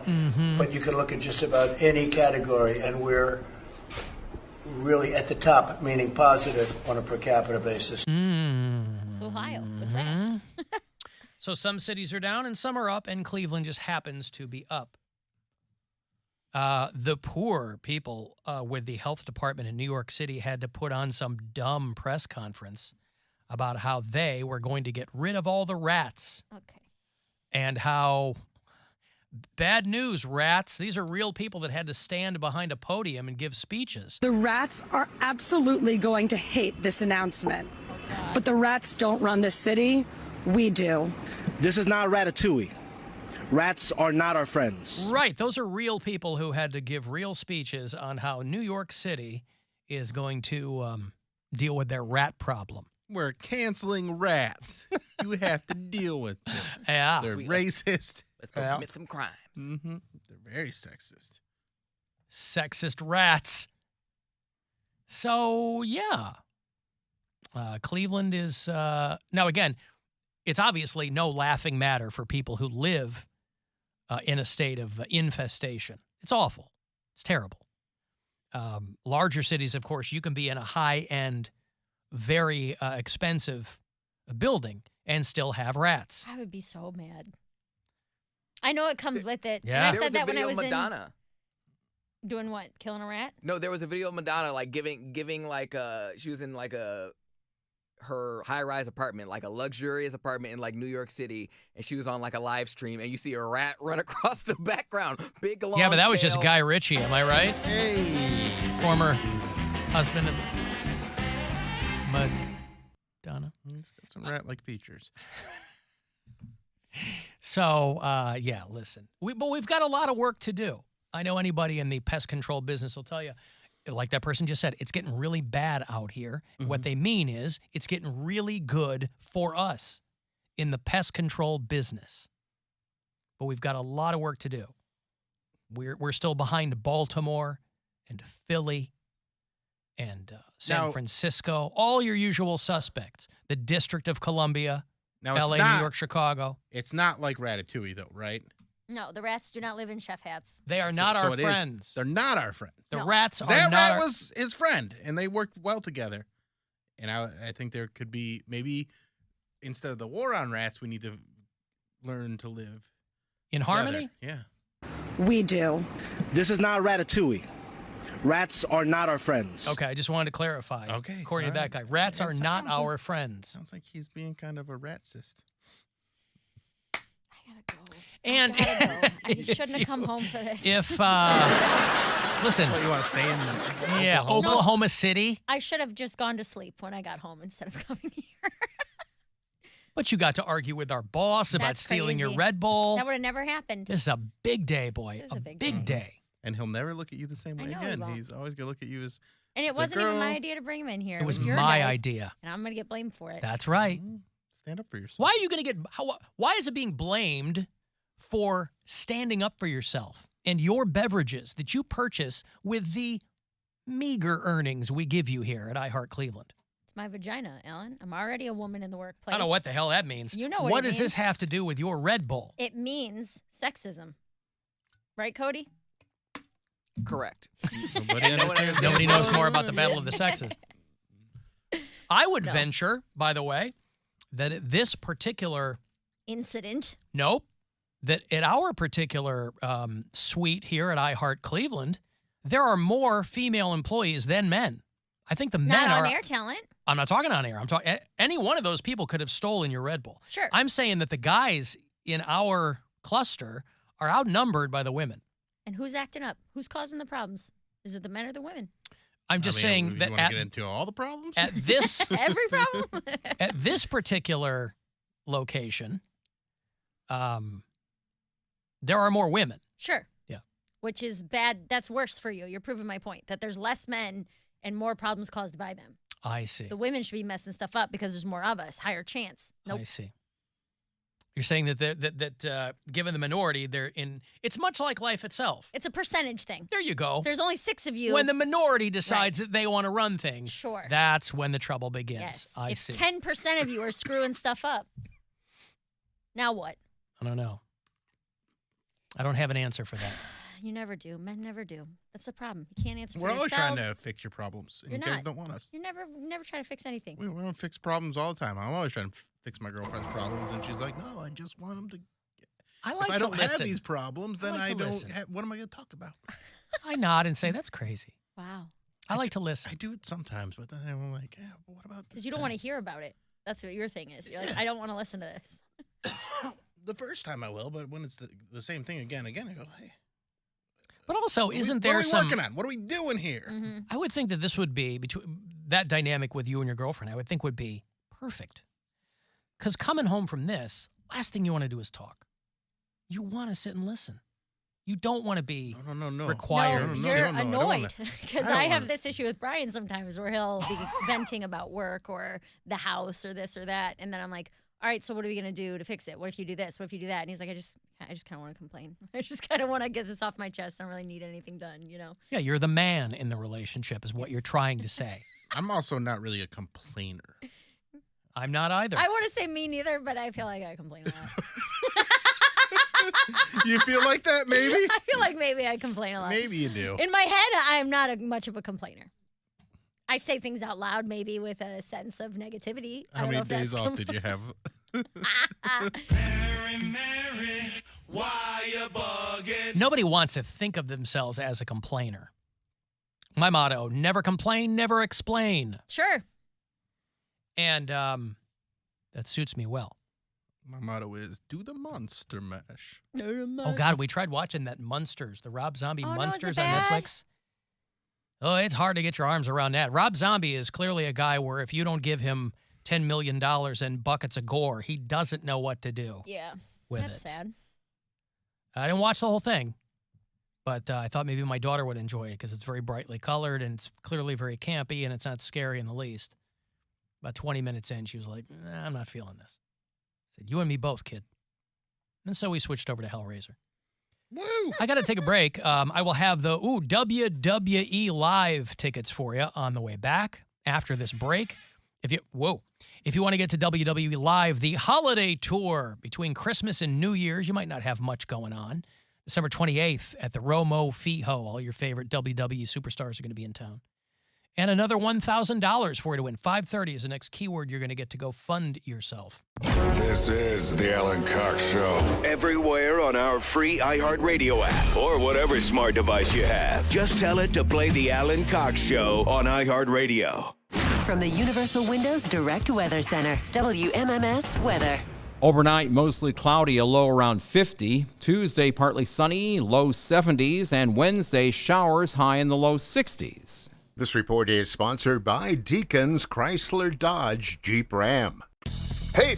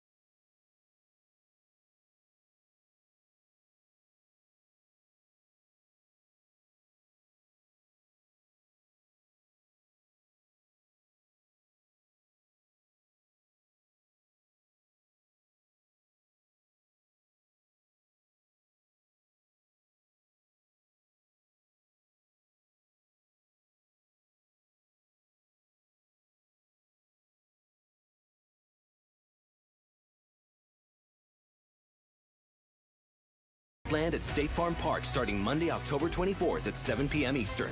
Check it out, if you dare, at iHeartRadio.com/iHeartland. Head to State Farm Park right in the middle of iHeartland for the biggest events happening in the metaverse. It's time to give stuff away. It's time to give that stuff away. It's time to give stuff away. Give stuff away. All right, you know that downtime between Christmas and New Year's might not have much to do. Well, the WWE Live Holiday Tour has come to fix that. Wednesday night, December 28th at the Romo Fijo, some of your favorite WWE superstars.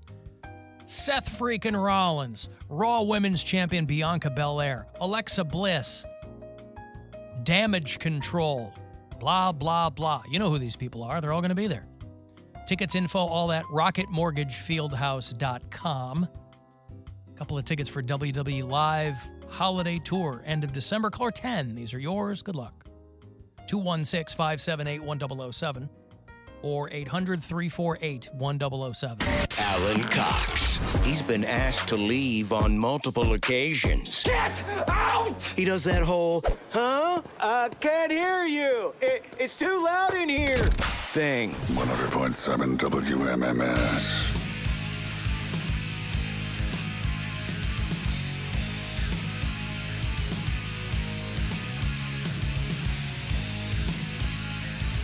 I'll have another $1,000 for you in about 8 minutes. 5:30 is going to be that next keyword.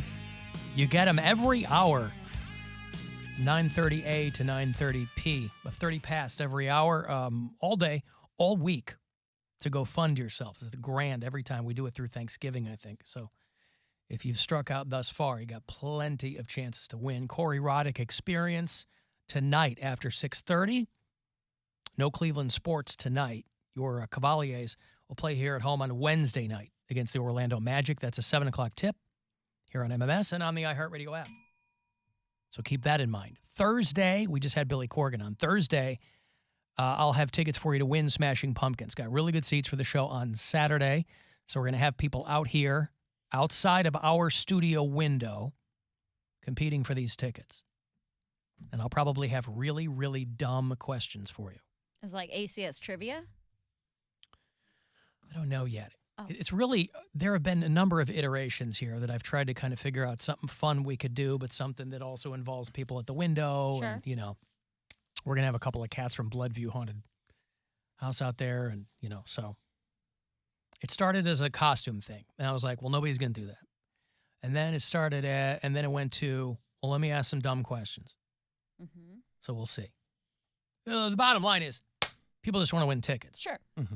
And I want to make that as frictionless as possible. So we'll figure it out. Maybe I'll have Poundcake out there with a wireless mic. Yeah, man on the street. It's all we talked about. We're going to be on the new studio. Cody can go outside.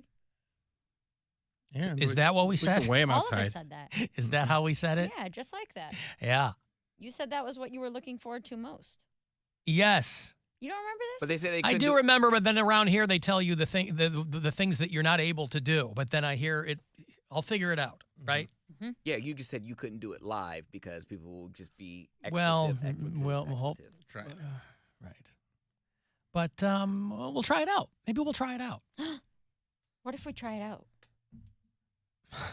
Shut up, Mary. Dion on Twitter, I think, tagged us all in this story about a DJ over in Britain who died on the air. Can relate. You can relate to this? Yes. I mean, I've never physically died, but emotionally I've died. Oh, on several stage, yeah, times. or we've all Well, died yeah. slow, Yeah. painful, awful deaths. I mean, rat cyst. Come on. I died an hour ago. I'm still swimming in it. A guy, Dion tagged us in this. A guy named Tim Guff was an hour into his show on Gen X Radio Suffolk when the music stopped halfway through a song before resuming a few minutes later. He was broadcasting from his home. See, the beauty of doing radio over in the UK is that you're on these radio networks, and so you're heard all over the country. This happened around 7 this morning. He just died mid-show. Now, if you're at home, who finds you? Your wife? He's got a board at his house. The 10th caller. Right. He was 55 years old. Imagine if he was like having had like the biggest tease of his career coming next break, and he's like, "You guys are never gonna guess what I have planned for you," and then he leaves everyone on a Nobody would have guessed that. He did not disappoint. Nobody would have thought that coming up next, I'm dead. They're like, "Wait, I gotta know." Like, but who gets on the mic, or do they just start playing music? I guess nobody gets on the mic. they just push him over. Like, all right, well, I'm gonna take over Bob's shift for like the rest of the Bob. Tim Guff was an experienced broadcaster whose career spanned 36 years. And they called them morning shows over there. They called them breakfast shows. They called them presenters. Those are more TV people. They call them the morning presenter. But they host the breakfast show is what those are called. Over here, there are specific shows that will call themselves breakfast shows. The Breakfast Show or whatever. Like the Breakfast Club. Yeah, the Breakfast Club. But over there, that's what the people are referred to. And so they tweeted out that their friend Tim Guff passed away this morning whilst presenting his program.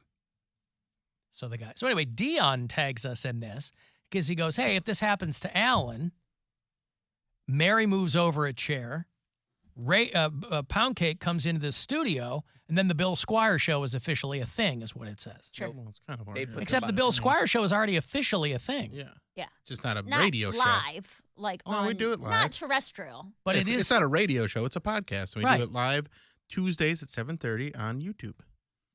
But it's already officially a thing. Sure. I like how people keep tagging Poundcake by one of the parody accounts, by the way. The one that says not really Poundcake.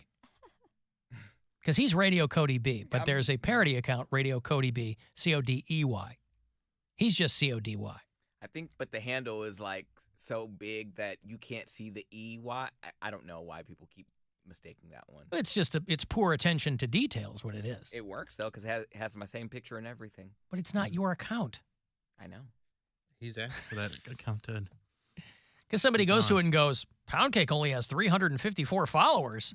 Whatever, forget them. What is this Michigas? Because if Twitter doesn't care, then why should I care? I've tried to use that account to get me verified. I'm like, listen, this person is harassing me. Why are you yelling at me? I don't know. Jesus, this guy. He's trying to I'm standing give you a up heart for attack him. and- Yeah. Shut up, Poundcake. I wanted to get verified, and I got turned down twice. Who cares if you're verified? It was just an ego thing, and I'm like, there's people parodying me. Look, Would your life have been improved had you been verified? You'd still be trying to lose 20 pounds. Not if he was verified. He would have been slim as a gym, wouldn't he? Mm-hmm. Yeah. Because you go out and you're like, oh my God, is that Cody blue check mark? Exactly. Keeps it tight. Cody Brown blue check mark. Cody blue check mark Brown. Don't understand people that haven't been in the industry like lesser than I have, like shorter than I have. Lesser than you have. Shorter He than I can't have. figure it out, He Alan. can't figure it out why. Verify your he's not- words. Yeah. You're not even English verified. What are you talking about? It doesn't matter. Like, they have been in the industry for like a year or two. They have like 500 followers and they get verified. I'm like, Why do okay, you ca- because why you're do you like a care? camera guy. But why do you care? Because I care. I don't know why I care, but I do. Saying I care is not an answer to the question, why do you care? But I don't have any logic behind it. I just do. It just It's irritates just a status symbol me. It irritates Of what? of being important. It is? Yeah. Of being important. Yeah, but it differentiates you from the average person. Not according to Poundcake. If there's people with 200 followers that are verified, it's clearly by his own admission doesn't separate you from anything. but I feel like makes him want that more. Yeah, I was gonna say it's literally just like. Well, why didn't you hit them up again? If it's that important to you, why don't you keep going back to that trough? Because I did it twice and I don't feel like doing it again. Twice is the enough. limit? And he gives gets up. told nice no He did it 2 twice. times, and that's the limit. Mm-hmm. That's the limit. I already hit him up twice But like in 6 years. But like I have nothing to there, but nothing really has changed as far as my Twitter goes. Well, whose fault is that? No, I'm saying is like my parody accounts. Those accounts are still around. And I'm going to show them the same thing. Like, I'm going to show them, look, this is why I should be verified. I still had the same career. If anything, that should help me more. Like, I still have the same career, and yet no verification. Well, maybe you should hit him up again. I'll try again.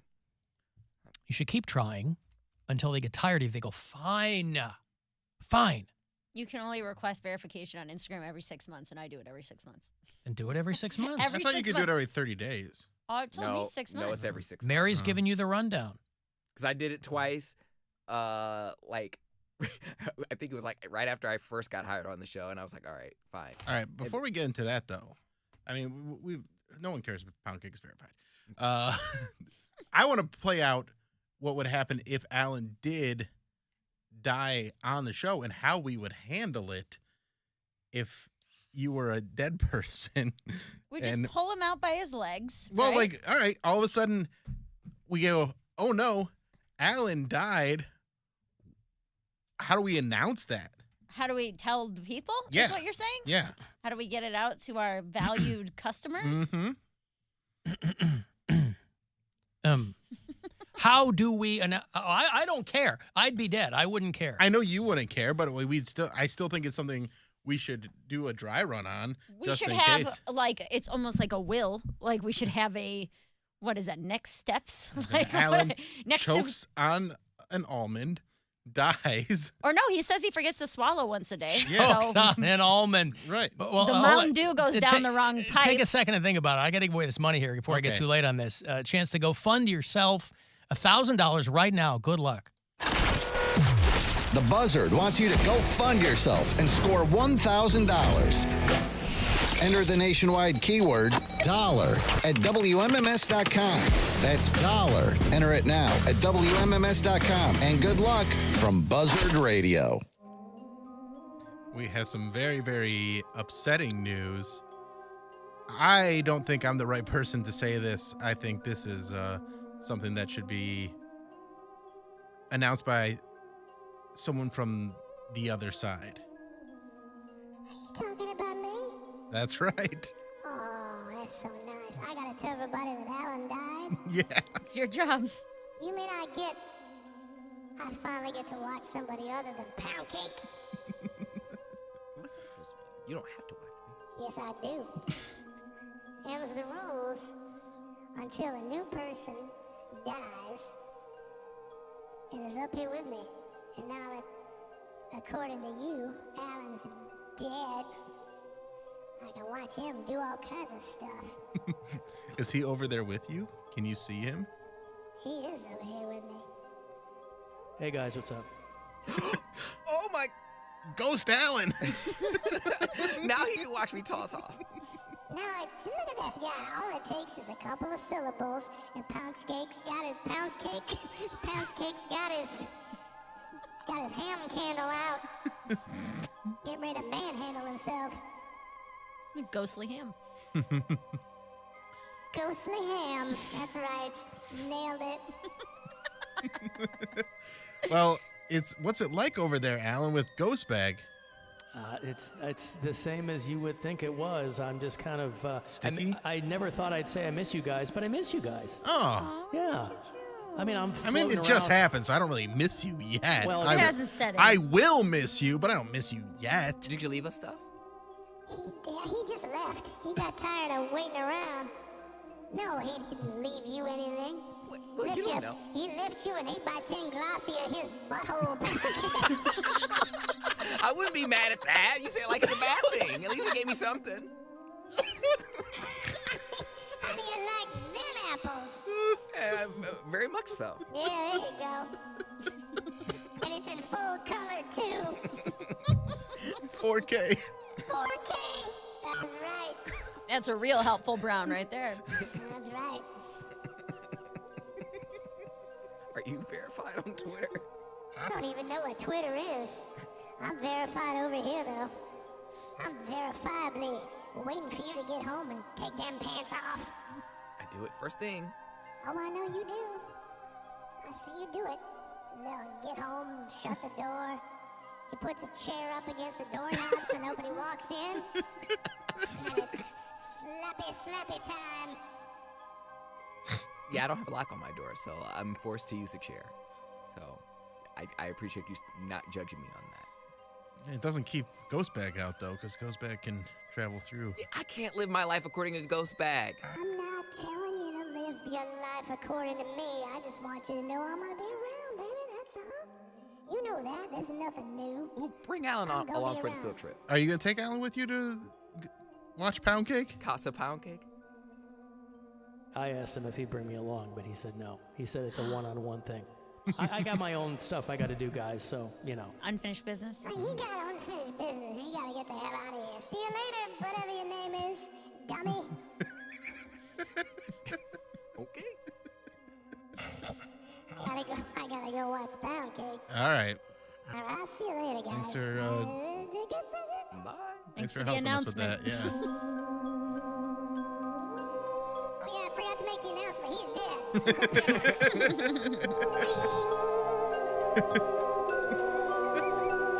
Very exciting. 8 by 10 So that's how it would go. And scene. And okay. I think that's better than what they did over there in England Yeah. for their presenter on the breakfast There show. better not be no tweet that just says Alan died whilst presenting his program with 2 M's and an E. He's going to get a picture of us with our middle fingers up like, he gone. Yeah, like I'm Ted Cruz at a Yankees game. See Ted Cruz at the Yankee game? Yeah. Everybody's flipping him off.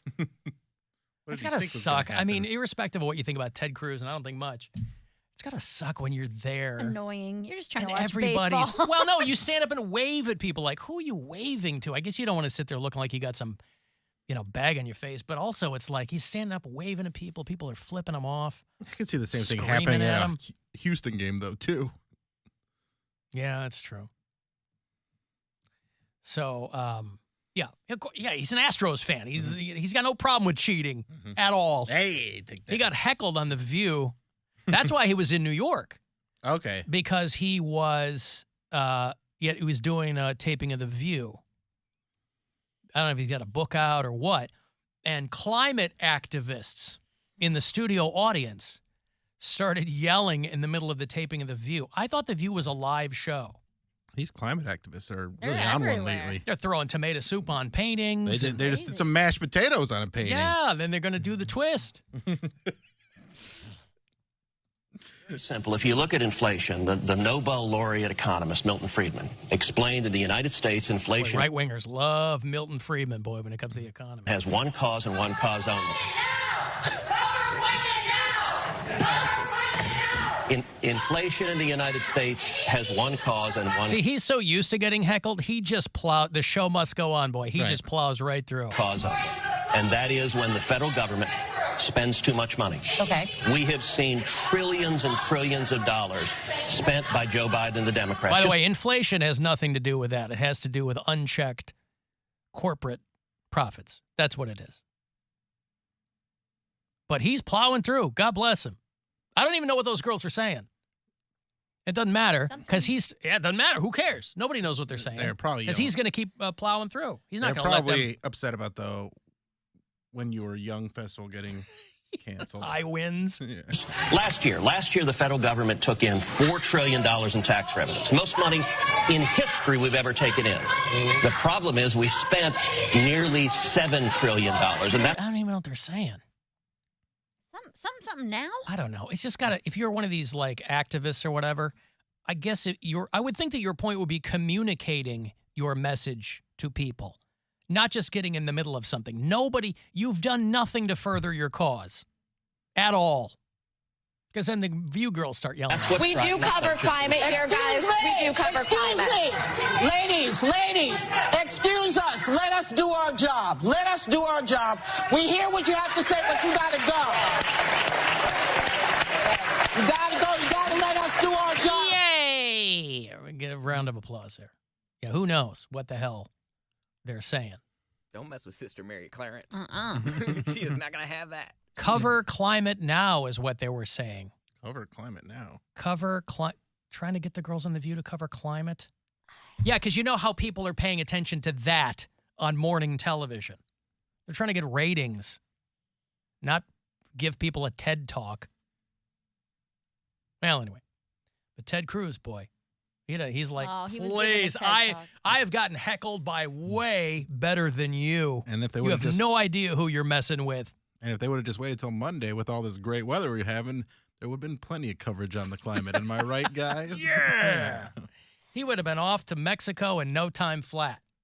You could have heckled them in Spanish. I got to take a break. You want to text 35192 if you're listening on the iHeartRadio app. Leave us messages there, and we'll be back. The Alan Cox Show on 100.7 WMMS. Your afternoon drive is brought to you by the Ken Ganley Auto Group, Ohio's #1 automotive retailer. Hey guys, it's Mary. Have you ever heard of a guajillo pepper? I hadn't either until I tried Chipotle's brand new garlic guajillo steak.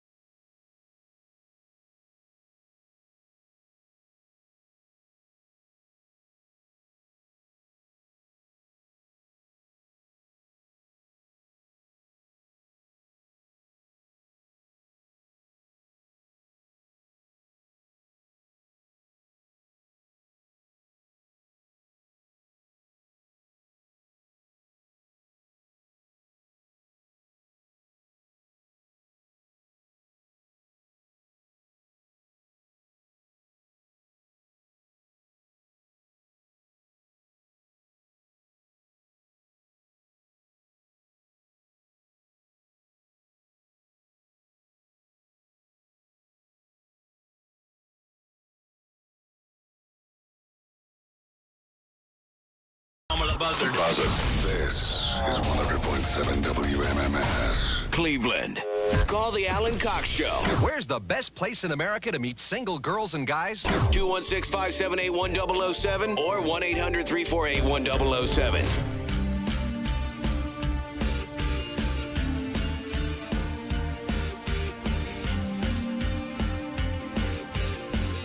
$35192. Want to send a text? AlanCoxShow.com. Watch live. You listen on the iHeartRadio app. Tell me where. If you're out of state, Nick is one of our bureau chiefs in San Francisco. Colleen listens in Santa Fe. Rachel's in Redmond, Oregon. John is up in Chilton, Wisconsin. And who are the newcomers to the program? Zach in Troutman, North Carolina. Melissa is in suburban Charleston. And Stevie Joe and Josh are in St. Louis. They had a school shooting in St. Louis this morning. A couple of kids killed at an art school, by the way. Like a nerd school, right? Performing arts school. I mean that in the most complimentary sense. Somebody heard the gunman say he was tired of this damn school and everybody in this damn school. He was about 20 years old. The cops got him pretty fast, but not before he killed a couple of kids. Well, I shouldn't say a couple of kids. A health teacher who was getting ready to retire was one of the people killed. And then 6 others were injured. Around 9:10 this morning in St. Louis. And, you know, cops now, they don't want a repeat of what happened in Uvalde where they're standing around for 90 minutes. So these guys go right in now. At least they did in this instance. The teacher died at the hospital, and a teenage girl was pronounced dead at the school. Both of, obviously, gunshot wounds. This was in, I don't know if this was suburban St. Louis or what it was. But early this morning, the shooter was wearing all black and was armed with a lone gun. They don't know, again, how they made it inside because they have 7 security guards and metal detectors. Don't know. But that's what happened in St. Louis this morning. Man, whatever happened to just dropping out of school? Now you say you're sick of the school, just don't go anymore. Well, yeah, some of these people drop out and then they come back. Well, don't go back. Like, yeah, I don't know. Don't know. I think if you had a life, you might live it. I think these are people who don't think they have any kind of life, and they might not, quite frankly. Andy Dick got arrested while we were gone, too. I have had Andy Dick on this show one time when I was on in Chicago, and I must have gotten him in the 6-month period where he was stone cold sober, which was, in the grand scheme of things, not the Andy Dick you want. Best for him, not best for a radio show. It was him and his son at the time, and they were in some joint venture together. I don't know if I don't even recall. This is like 2007. Andy Dick and his son were in town doing something, and Andy Dick was bright-eyed and bushy-tailed. He's facing a felony burglary charge in California for stealing power tools from someone's garage. Oof. He stole power tools from a home that was under construction. And somebody caught him, tools in hand, trying to get off the property. Homeowner said, I don't know Andy Dick, and he absolutely did not have permission to be there. But he's still locked up because Andy Dick doesn't have a lot of money. No, I remember last time I heard from Andy Dick, he was just talking about how he's making all his money from Cameo. Right. But I think the guy lives in like an RV or something. Yeah. He's had a rough go at it. He was busted can't back. Get out of his own way. He was busted back in May, accused of sexual battery. And so he's in trouble again. Many years ago on my Cleveland iteration of this show, we had Kevin Nash in here. It was one of the most fun shows I've ever done when wrestling legend Kevin Nash was here. And it was a great time. We kind of stayed in touch for a little while after that. He and his son just passed away. He and his son had just made a commitment, I guess, to staying sober, getting sober. But his son essentially drank himself to death. 26-year-old Tristan Nash. It was Kevin Nash's son. Kevin Nash is a Hall of Famer. WWE. He's got a podcast along with everyone else. And he thinks that his son had a seizure from quitting cold turkey. You know, they think that's what killed Amy Winehouse. When you drink that much, you can't just stop drinking. Can't. That Your body goes into shock. Right. You have to wean yourself off Or you of have it. to go into like an outpatient where they can monitor you 24 hours a day. But you stopped. I stopped. But you weren't like this. I wasn't drinking. I was drinking like 2 bottles of wine a day, but I wasn't drinking. There's some people who drink like handles and, you know. Like, I think that's what was happening Yeah. here. Like, I remember some years ago, Kevin Nash and his son, who were both had to have been drinking a lot. They were both arrested like on a flight. Yeah. They were both hammered and belligerent and just doing stuff. 2 bottles of wine a day, Mary? I didn't know that. Nobody did. Whoa. Yeah. So, like, if you, okay, and the only reason why I don't think I've ever gotten to that point of, like, alcoholism or, like, heavy drinking is because I have stuff to do. Like, I'm too afraid to get arrested for, like, a DUI. So, if you drank 2 bottles of wine and then you had to, like, go to the store or something, you would just get in the car and drive? I wouldn't go to the store. 2 bottles of wine was when I would drink at home. So if I was in for the night, that 2 bottles of wine was me being responsible, which I know sounds crazy, but like if I was gonna drink at home, I would go to the gas station or the grocery store on the way home. I'd grab a couple cheap bottles of wine. Is that 6 glasses? That's 8. 8 well, glasses it of depends wine. on how heavy you pour them. But on average, you can get 4 glasses of 3 wine to out 4 of a bottle glasses of wine out of a bottle, yeah. And so if I knew I was going to stay home that night, I would grab 2 bottles and I would drink them. Or if I was going out, I would have, 15 drinks, a bunch of shots, a couple 15. beers. Yeah. But no, I generally wouldn't leave once I was drunk at home. And you know this. You really dance between the raindrops with this whole being drunk thing. Oh, yeah. Never wrecked a car. No, I wrecked 6 cars. I never got a DUI. You never wrecked another person's car, did you? No, Right. only my own. So Never many had any things- accidents, never got a DUI, never hurt anybody or myself, nothing, like physically, emotionally, sure, tons of damage. Sure. but still some people don't want to talk to me. Sure. No, But Kevin Nash's son was a producer for his podcast, and he said they had both decided that they were going to stop drinking because neither of them were feeling great. Like, they just did this, and I guess they think that his son stopped cold turkey and had a seizure. And there was a 6-pack of Asahi Japanese beer, and he drank them, and I got pissed at him. I said, that's just not. I said, because he had this situation at the beginning of the year where he was hospitalized for almost 60 days. This is my cross to bear. It's alcoholism. It took one of my dearest friends, a gentleman named Ben Ciance. It took Scott, and now it's taken my son. I guess he was drinking those beers during last week's show. And Kevin Nash got pissed at him, and so he thinks that the 26 years old. That's such a bummer. They said that his heart, cardiac arrest, it had done so much damage to his heart. It couldn't move the blood around anymore. well, your body gets so used to that. Your body, that's why they call it a functioning alcoholic. Your body is an amazing thing, and it adjusts to what you fuel it with. To the poison, yeah. Yeah. So once you take that away, it's like, someone who's used to getting 8 hours of sleep a night, and then you try to run on 2 hours of sleep. Your body's like, what the hell is going on here? Like, we Yeah. can't do this, When So you figure all those wrestlers were medicating themselves in some way. Scott Hall is the guy that he was talking about there who passed away this past spring because he had a whole bunch of heart attacks. And now his son. So, again, will there be any heavy drinking going on in the middle of the Poundcake podcast? I don't know. No. Will there be can't any... afford it. And he's trying to lose weight still. I haven't drank anything in a minute. Probably since like the getaway, the Colorado trip. Mm-hmm. That was the last time you had a drink. I think so. I'm probably not perfect, but I think that's it. Yeah. Why is that, do you think? Just haven't gotten around to it, or? No, because I'm trying to You don't sit here and complain that I don't have money to eat, and then me get alcohol on the way home. Like I can go to I could do dollar menu at McDonald's if that's the case. But here's what you can do.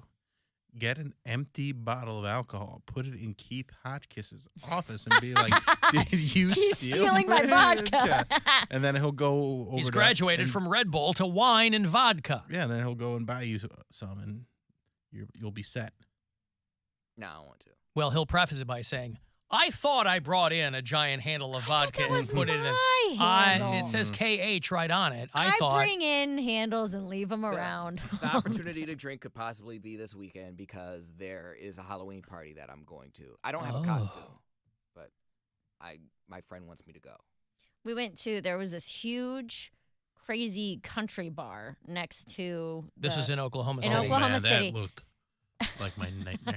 It was called Cowboy Ranch. They're fun, yeah. Dude, I was in heaven. It was amazing. So the whole first floor, there's like 10 different bars. There's a couple different dance floors. There's a mechanical bull. And then the entire second floor is pool tables. So me and the other two comics went, and we were just shooting pool and hanging out, and they're having a few drinks. And they were younger comics. And they kept asking me to like do a shot or do this. They're like, no. And then I kind of was like, hey guys, please stop asking. Like, I'm out. We're just having fun. And they're like, okay. And then the more drunk they got, the more that they were like joking about me relapsing, to the point where they were hammered, dude. We were there for like an hour, and these guys did like probably 5 or 6 shots in the 1 hour we were there. City. Listen, if you had to live in Oklahoma City, you would relapse. I'm probably. Yeah, but we were getting ready to leave, so the guy's closing out his tab, and he looks at me. He's like, "You want to go to another bar?" I'm like, "It's 2:00 in the morning. I'm absolutely sober. I'm not going to another bar." He goes, "But we're gonna do cocaine," and I was like, "You go have fun." We're gonna do coke. That was his selling point. After I had refused drinks all night, I'd be like, you know what? Coke does sound fun. We should. Yeah. I was like, no, guys. I'm just sober. I still party. I was like, you guys have fun. I'm going to go to bed. Yeah. No, I told the story about when I got jerked off the mechanical bull in Toronto. We went to the Rockin' Horse Saloon, which is right downtown Toronto. It's so fun. Dude. The mechanical bull is fun. Country bars are fun. You hate the music, sure. Yeah, no, I would actually. People watching. It's top notch. The possibility of a boob falling out. Oh, yeah. That's always They pop out a all good the time. Yeah. Especially these young girls don't wear bras no more. That's right. Got They're 'em all free balling the flopping whole out. way. Yeah. What was the name of the bar you were at? It was called Cowboy Ranch, and as soon as you walk in, I put it on my Instagram story, but behind the one bar in big light-up letters, it said Cowboy the F up. But it said it, and I was like, oh, that's jarring. To like see that word just lit up. In neon? In neon, yeah. It was crazy. That's it was how they really do in the fun. OKC. Yeah, it was really fun, but yeah, they were, but we're going to do some coke. I'm like, yep, still not into it. People will always text me the question anytime it does come up. They are fascinated how you wrecked 6 cars and never got a DUI. No idea. No. It's American justice. I'm very for lucky. you. And that's why I tell people, my theory is that I've never won gambling because I'm too lucky in life. That things like that happen to me, where I have had, like, crashed a car and then there's just not been cops around and I just drove it home. Or, actually, now that I'm thinking of it, But you also didn't leave a note on the other person's car. I've never hit other cars. I've crashed my car into things. Into trees, things. Medians, Guardrails. guardrails. Yeah. I gotcha. I've never gotten into You're like no harm, no foul. Right. I'll Like, just drag this 2 piece of in the crap morning. home. Yeah. Exactly. It's 3, 4 in the morning. I just But then smash you- into a guardrail. I drive my car home. I wake up the next day like, damn, dude, that sucks. But then you got to pay to fix your car. Right. Yeah. And that would, I imagine, cut in on your booze funds. And and when you go, Well, she didn't really fix her car that often, though. Nope. I was gonna Just say, kind when of you- rolled with But it. this is what I'm My saying. last car When- was when- 2 different colors when with a Poundcake's- different door and a donut on it. Yeah, but when Like, Cody goes, I can't be here and say I don't have money and then go drink. Mary had to pay for multiple car fixes, and you still Also- found money to drink. I had a friend that I would take my car to, and he would be like, again, and I'd be like, just get it so I can drive it. Don't call my insurance. Whatever you have to do to make this legally drivable, that it won't explode, make that happen. That's what I was gonna say. I was like, they didn't like. Did you hit somebody? Like they're just gonna take your word for it that you. When you have a friend who's a mechanic, yeah, you just take it in and say, listen, don't ask me any questions. They and make fix their this money. car. Right. Yeah. Pay me in cash, and you got nothing on the books. And I'm not bragging about this, by the way. What does a big package of bungee cords cost anyway? $30? Just make it dry. I had the last car that I had that I finally totaled. It was a gray, I think it was a Kia. And Started or not off gray. as a Kia. It was gold. This tiny little gold car. And by the time I was done with it, it had a black hood. It was missing a headlight, and the passenger side was completely dented in from front to back because of a guardrail. And then the last time I crashed that car, I totaled it. I had crashed that car like 4 times. And my buddy was just like, dude, you got to stop. You got to stop. But nothing had made I can't. me learn The brakes my lesson. don't work. Right. Someone cut the brake lines. No, you keep hitting things. Wild card. There's a difference. Well, there you go. The Mary Santora cautionary tale Don't do it. is brought to you by. No, not you. I'm telling people. Don't Yeah. get so drunk you crash your car. Don't drive it. That's right. Don't drink and drive. I am in awe at you. Like, I What did guess- Sammy Davis Jr. tell you? Oh, so many years ago. Don't do the crime if you can't do the time. Exactly. That's who said that? Hells yes. On the Beretta theme song. Keep your eye on the sparrow, homie. What were you saying, Cody? Nothing. Thought I'm that just was in awe. Jesus. I know Mary told me she was an alcoholic, but like I guess I didn't understand. I didn't grasp that she was like that. Like bad. a real one? Like a legit addict. I have real alcoholics in my family, but they would just drink. Those all, fake alcoholics No. that'll really get you. My uncles, they would drink Posers. from the time they would wake up to the time they would go to bed, but they never crashed anything. I Did guess they ever it's- go anywhere though? Yes, they did. Were they But- women? No, they were men. They were my uncles. Well, there you go. But like, I guess they were The driving thing. Hey. they were black and aware that the cops were out to get them, so they were just a lot more careful. They would always have like a 40 with them at all You times. know how hard it is to be blacked out and careful? Those two things don't go together. I didn't say black. I said they were black and careful. No, what I'm saying is that Not black out. They I were was black blacked and careful. out. Every time I've never had my whereabouts. What am I trying to say? Your wherewithal? Wherewithals about me. Your wits. I never had Your wits overalls about on you. Yeah. when I had a wit about it. And also crashed a car. Yeah. She never knowingly crashed a car. Yes. She had That's just no clue what scary. was going on. That would be the first thing I would do when I would wake up out of a blackout is I would go check my car. Did you ever come out and go, oh, I thought I did something Yeah, bad last I'd night. come It in looks like, great. Nice. Or, Hey. or on the flip That'll side, buff right out. I would wake up and it wouldn't be there. I'd be like, oh. The car now- wouldn't be there. Now we have a scavenger hunt. Fun. Oh no. So then you're calling friends and going, hey, what did I do last Looking night? back through text messages, seeing if I had Uber receipts or anything like that. Huh. And where was and the thing that sucked even worse about that is that I was bartending at the time, so I paid cash for everything. So I Yeah. never had like credit Paper card trail. transactions. I was like, there's no paper trail of anything I did yesterday.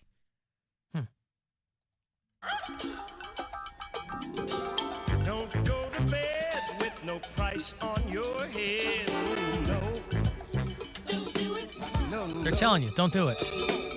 Don't do the crime if you can't do the time. Keep your eye on the sparrow. This is from the mid 1900s. Yes. Sammy Davis Jr. is very old. Of course, that show starring, ironically, Robert Blake, who would later go on, of course, to be charged with his girlfriend's murder. I don't know if he did some time. I think he was acquitted. I think he was acquitted. Yeah. So, Technically, then go for he it. could do the time. Yeah, he did the time that he had to do. Yeah.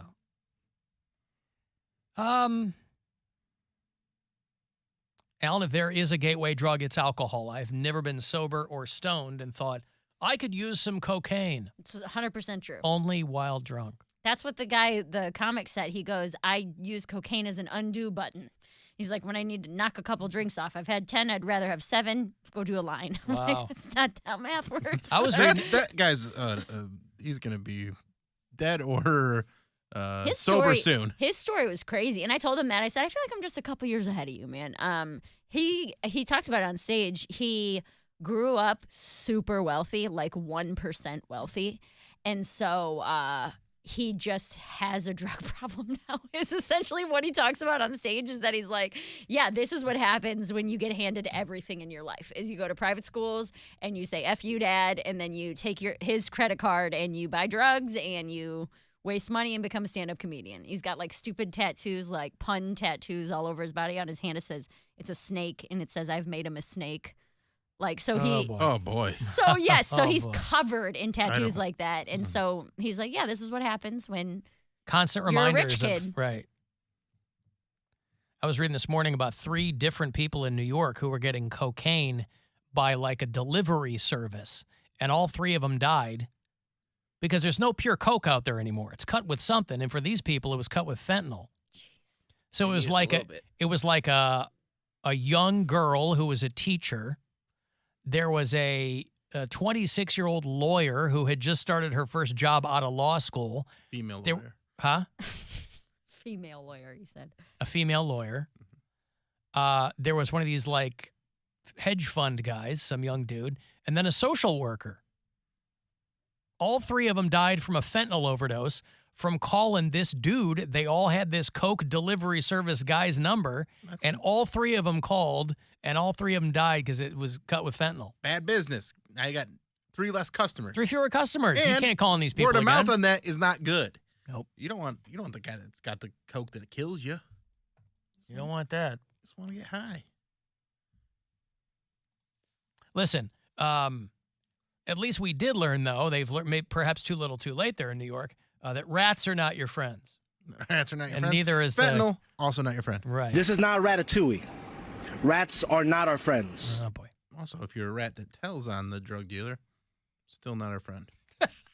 You're a rat. Mm-hmm. Rats are not going to like this. We are in charge. The rats are absolutely going to hate this announcement. But the rats don't run this city. We do. Yeah, Rat we Twitter do. went crazy. It sure did. Like, you're right, we didn't like that announcement. Uh-huh. I got a break. If you want to get the last word in, send a text, 35192. The Corey Roddick Experience in lieu of Cleveland sports tonight. You're in good shape. That starts at 6:30, right after your next shot to go fund yourself. There's a keyword coming in a bit, too. It's the Alan Cox Show. On our free iHeartRadio app.